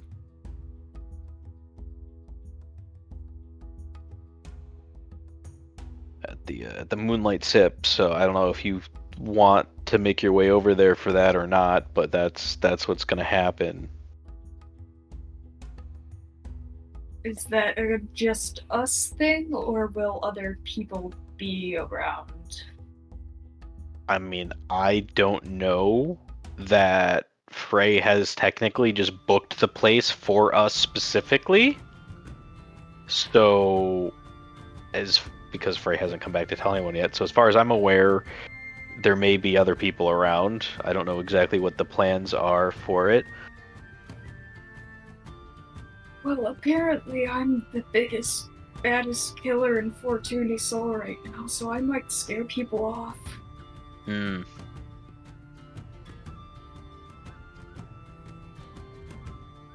But That sure, I'll try and is- stop by.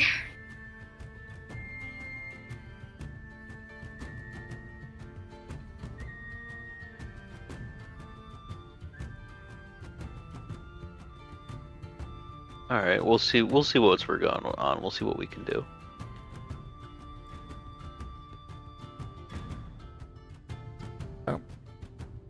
At this point, after, I guess in order, it would be Mira gets there first, then Garrett, then, I guess, would Streak be heading over at that point, or?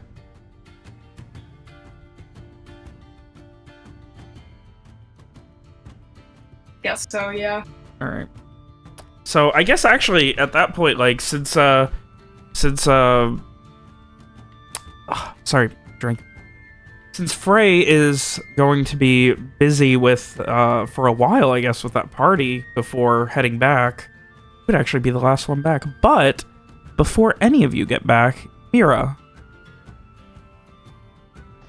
Yes? you hear a knock on the door. You've been I back for will maybe answer the 15, door. 20 minutes. I will answer the door. You see a large man with a kind of like simple, kind of like graying, mostly gray chin beard, very large curled mustache, kind of short gray hair, and he just kind of like definitely on the larger side. And he just, hello, my name is Mr. Christoph. I was looking for someone. I believe he may be here, and he kind of like twirls a nice like black wood cane around a couple of times. Who? Well, someone that I used to work with. Mr. Streak, supposed to be staying here, I believe. Ooh, wow. Not that I know of. Oh, perhaps my information was wrong. I was told that he arrived with you, a Parisian man or some such, a very forward-looking man, and a couple of others, a fancy one and a wayfinder type. You all arrived at the city a couple of days ago, I was told. Perhaps that was wrong. Was it?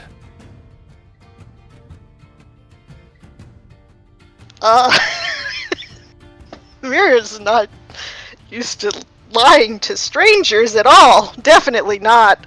I mean, Streak is not currently there. Admittedly, you don't hear me saying this, and I don't know this is going on, but he's not currently there, so you're not wrong in saying he's not there. I mean, I have been traveling with some people, but nobody by that name is here right now. Well, I do apologize. I just, you see, he did some work for me in the past. He was an important contractor with Danforth Equinox Allied Lendings, which I'm a very high-ranking member of, and, well, there was a job that I needed him to do. I know he has been a little bit lax lately, but I assured that the payment's worth it, and I just, I wanted him to know that he seemed less interested than I would have thought, but I just feel bad. Would it be alright if I came in? I'm a little parched, could use some water. Well, it's not my house, so unfortunately, I can't let you in. Oh. smiles very sweetly. Oh, that's quite all right. Whose house is it? Are they home? They're resting. It's been a very stressful morning. Oh, well, I do understand, and I do apologize, Mrs. I apologize. What was your name? Was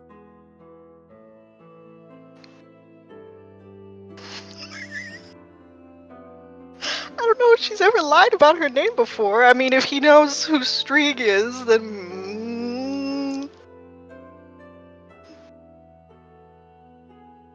My name is Mira. Oh, Miss Mira, I do apologize for the intrusion. I just was looking for an old business associate for a job. I was assured it would pay well and he'd be interested in the work. If not, then I understand. I hate it when people lose opportunities, things like that. Well, good luck finding him. I start to close the door. Could you give him a message? I don't really know him very well, so probably not. Goodbye. I close the Give me a charisma convince.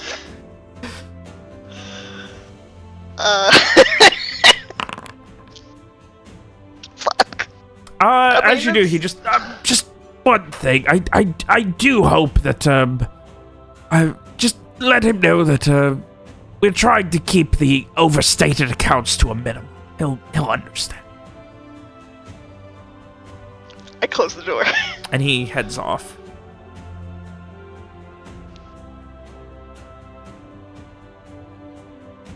A little while later, Garrett arrives.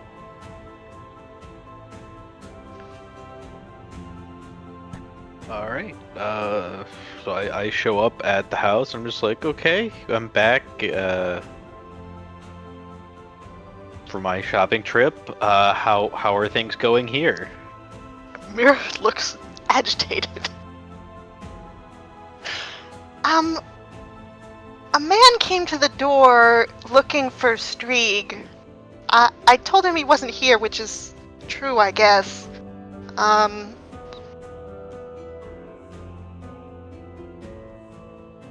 Nothing bad is gonna happen to the kids, is it?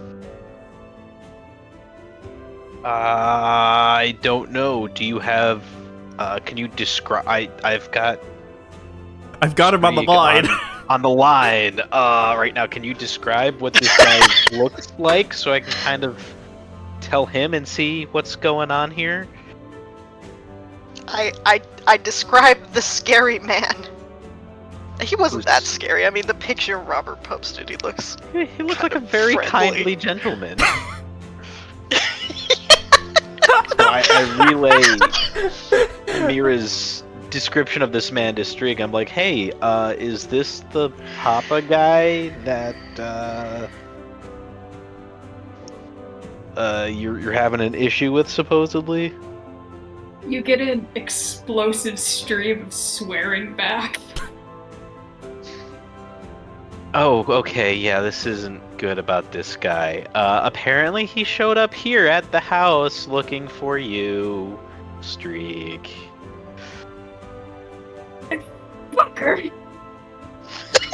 Are you also relaying the message? I guess that's an important part. I'm also going to tell him the thing about something about the accounts. Mira trying to keep the overstated accounts to a minimum.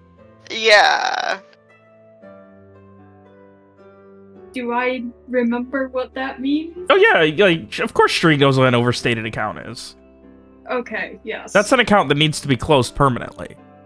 Yeah, which was like I know Strieg's job as an accountant.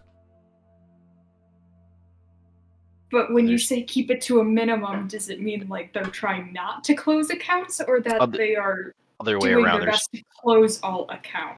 Trying to keep the overstayed accounts to a minimum. In this case, give me a... Oh boy.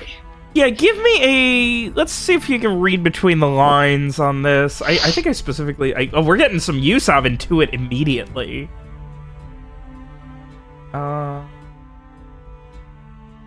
int into it.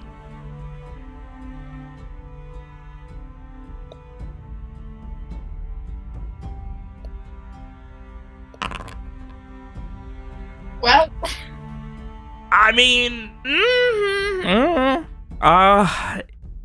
generally keeping the overstayed accounts to a minimum would probably mean, you know, keeping your job to a minimum, or at least deaths to a minimum.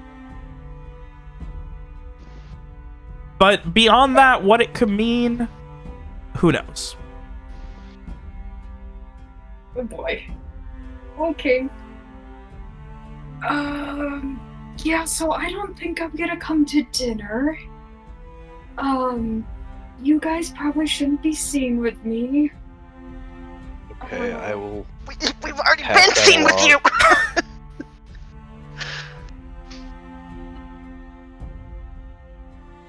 Boy, And just for the sake of dramatic irony, as you guys are stressed at having this conversation, that would be when Frey gets back. Not dramatic irony, dramatic coincidence. Yeah, so Frey steps inside and he just looks very, very satisfied with himself as he kind of like, swings off his cloak, comes in, and he says, "Oh, well, I've a bit of a surprise for you all tonight. Just a little thing, really." Uh-huh. Yeah, there's some news on our end as well. Why don't ours is kind of important. Apparently, Deal has tracked Streak down to here, even though he's not currently here. They're aware that he's associated with us, and his boss or former boss came by to try to talk to him and or leave a message. Streak's not happy about it and is trying to stay away from us. Well, that is unfortunate. He's going to miss the surprise. What was the message? Something about keeping closed accounts to a minimum or something. I don't. So since Frey has also spent his time in shady criminal circles, would this mean anything to him? No. Okay. Yeah, Frey furrows his brow and says, "Odd."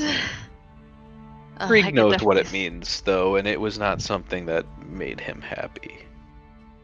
I can imagine. Well, maybe one of us can deliver his food out to him, because we're getting just a small dinner delivered to us tonight, and Frey is very purposely downplaying the extent of this catering.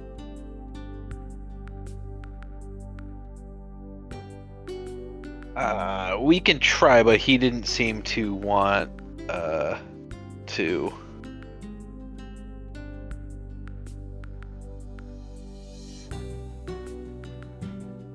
He's trying to stay as far away as he can.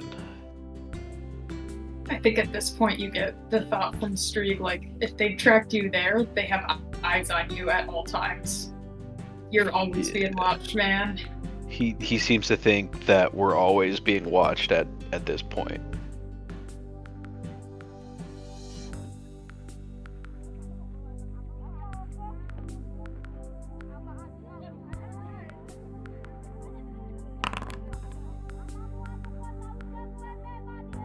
Well, I suppose tonight they'll just have to watch us enjoy a pleasant meal while they sit outside in the cold. I guess so. We're just gonna. I think the best thing we should do is just proceed like nothing is wrong, on our end and just be like, no, we don't know where he got to. He got here, and then he just kind of disappeared, and then we can just kind of figure out that he's looking into some things on his end. Apparently someone's been posing as him and continuing to make to complete contracts. So he's trying to get some information on that, and we'll see what we can do about handling this situation once he's got some more information. All right, one day at a time then.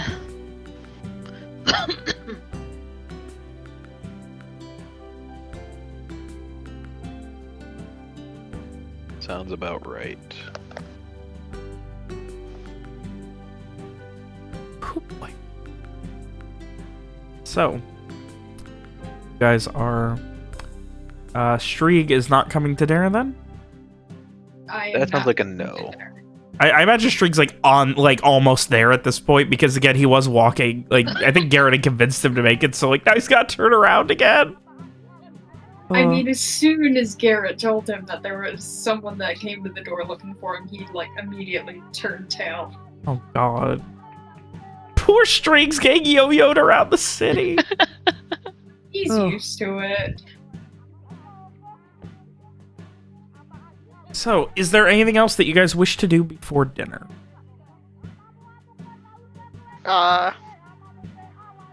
Pray? I couldn't tell if that was a Pray joke or love. not, Alex. Little, mostly. Okay. Ray is gonna get cleaned up for dinner. Alrighty.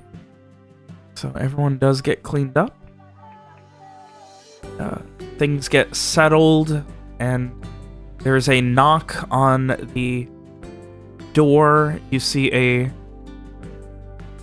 gentleman, maybe mid-late 20s, clean-shaven, short hair, kind of very, very plain, but gives that vibe of someone who looks younger than they are, and just, hello, I'm here on behalf of, the Moonlight Sip. I'm part of the, any kind of motions behind him where you can see a small wagon that it looks like he has, had pulled here by a mule.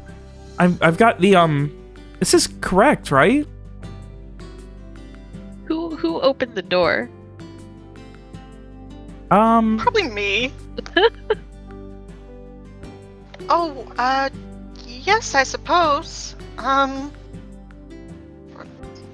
Did we discuss if we are still doing this, right? They're just gonna, watch us have dinner or whatever? Yeah. Yeah. They can watch us eat. All right. Okay, can I, help bring it all in then, or? Sure. I'll help you. Gives a slight bow and guides you out to the wagon. So I'm sorry, I'm a little, they did a lot of packing this, getting it all over here. It's a lot. I must know some big friends to get all this quickly. Do I trust this guy? Give me a wisdom into it. This man's delivering my food, just like you said. This piece of shit. Well, we don't know that he's not working for the other guy, theoretically. Oh, I don't know. I mean, it seems like a stressed dude who's delivering food on short notice. You've met servants who are, and people who are just, stressed like this. I'll follow you then, okay? And he's gonna help follow you, and you're just gonna tell him, is it all just going on the table right now? I guess. Over the course of the next few minutes, he helps you set up. He gets it all set up. Here, he produces a candelabra as well. and places that and lights it as well. Perfect timing. I mean, full moon last night. You can't really beat it. Kind of like smiles to all of you and looks around just a little bit and just gives another like slight bow. You guys have a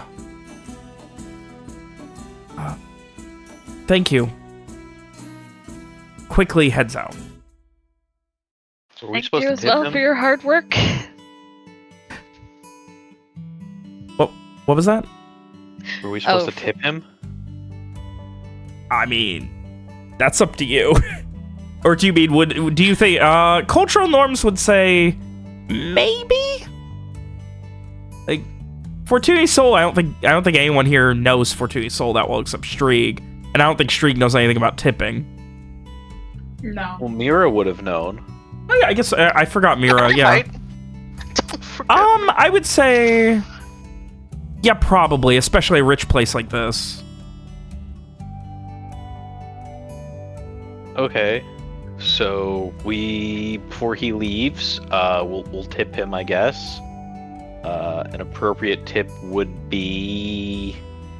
You have no idea what the cost of this is, but like, you know, at least a couple silver probably. This probably took a while. Alright, I will slip him 5 silver. Thank you. It's not necessary, but I appreciate it, sir. Yeah. You brought all this stuff all the way over here, so it couldn't have been easy. It was not, sir. Kind of gives a nod and For your he time and effort. turns around and heads out. I hope on behalf of the Moonlight Sip, you guys enjoy your dinner. We tried to offer a little bit of everything. We will indeed. Thank you again. Yeah. Heads off.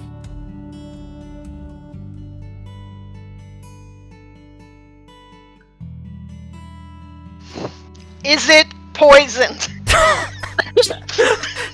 Do you have a way to check if it's poisoned? No. Well, let's get Alice and Magnus down here at least.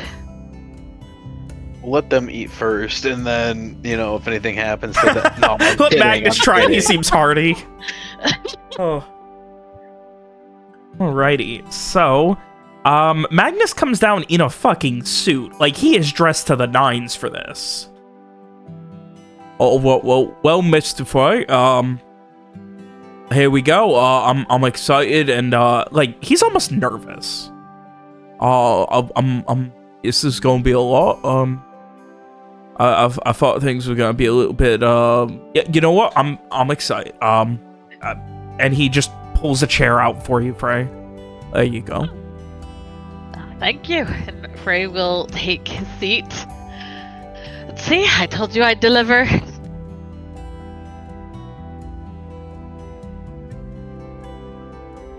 And, I can't. Absolute. Fuck! I just bit my tongue again. 1 second. Ah, God, that hurts. Absolutely. Would not believe you, Mr. Frey. It has been so lovely having you back, and Alice just. I couldn't agree more, given how the days have been. Serendipity of your joining. It's been so much. Thank you. I wish Chester were here. He'd have all of them. It's alright though. She gives a little smile. I'm sure he's very busy at the university. I think he was out on some... She kind of thinks. He said something. They had a trip they had to do. Up north somewhere. Either way. So, Frey, thank you so much for this. Really, this is all courtesy of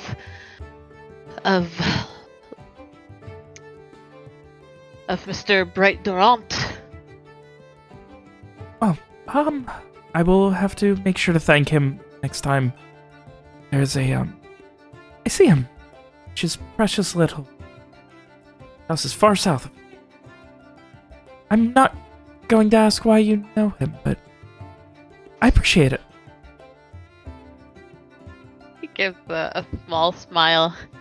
Oh, I just met the man. I just met the man today. It was quite the enlightening meeting. Rowan would also be down here, by the way, and eating. He's a little out of it and, like, still a bit shaken up and such. I would have filled him in as well on the fact that the guy who showed up was Streak's boss. And Streak's not happy about all of that.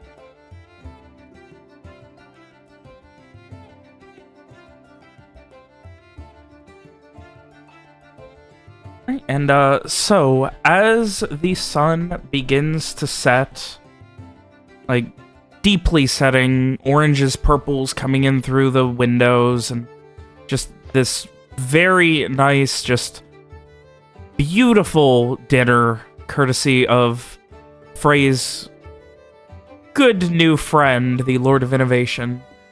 You guys enjoy this just absolutely ridiculously fancy meal that was packed as well as could be and is still as hot as could be expected given the circumstances. Just all of these different delicious courses.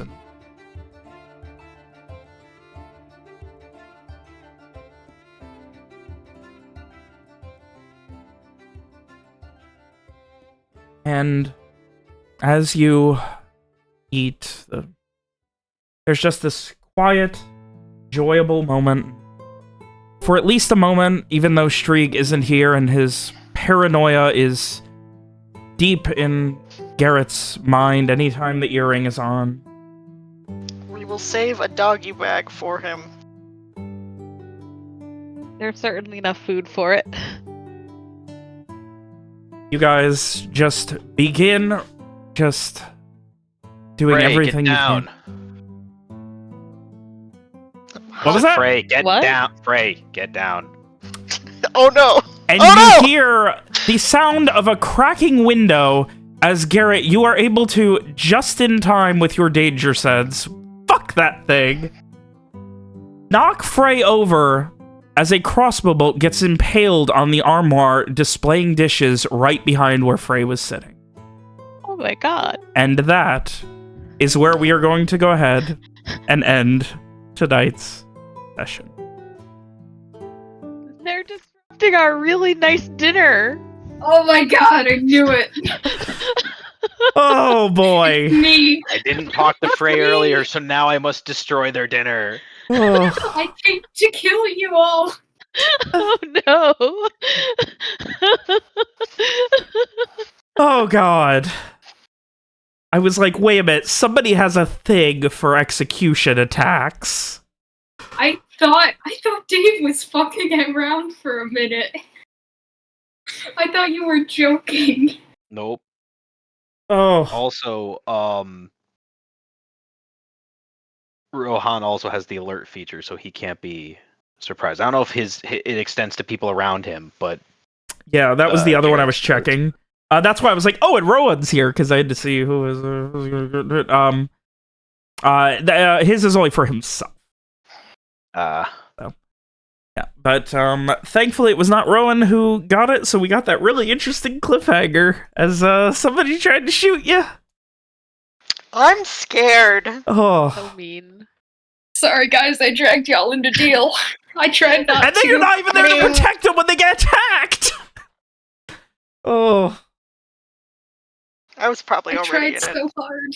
I would I was actually I would have immediately also thought to him like we're under attack as well, but it would have more been he would have more been like, oh shit, someone's about to shoot Frey. He got the Would have been Spidey like- sense Yeah, he over got the earring. Yep. Oh so boy. String is probably sprinting towards there right now. You know, just running back. Oh. God.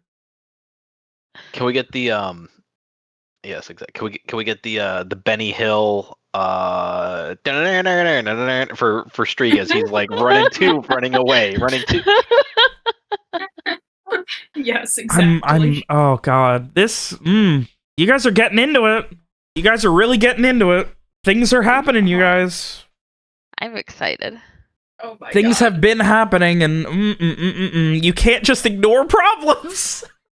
This is Streeg right here. You can't. That's the moral of the story. You can't ignore problems and have dinner. Streak should have just joined us for dinner. Why? So that I could have been shot? You could have enjoyed a nice meal. My last meal? It would be a nice one, though. God. Well, this has been an absolute blast. Or Oh my perhaps this has been a crossbow bolt. God damn it. Okay. Oh. Oh, man. You guys have to... Who is going... You can't just ignore your problems. You either have to run away or deal with them. You learned nothing fair. from Streak. Streeg's insane madman ramblings about people being out to get you and knowing where you were, spending all that time saying we can't go to Fortuny Sol, and then all of it coming true is so fucking funny to me. I've been saying since we got to Fortuny Sol that they have eyes everywhere. Oh. But hey, you got to meet a nice neighbor friend. At least Mira did. Maybe. Who offered some good business advice. And apparently has a job for you guys. Who doesn't like jobs and money? Me. Incorrect, actually. I'm really excited to see, because now there's like two separate things that actively have to be dealt with. So now you have next session Rowan panicking and trying to get his shit together after an assassination attempt on one of his friends, and then Streak running because of an assassination attempt. So hopefully the assassination attempt snaps Rowan out of his funk. He's like, oh fuck, we gotta fucking do something. We'll see. I'm excited. I'm excited to hear what happens. Going into panic mode next week. Boy, oh fucking boy.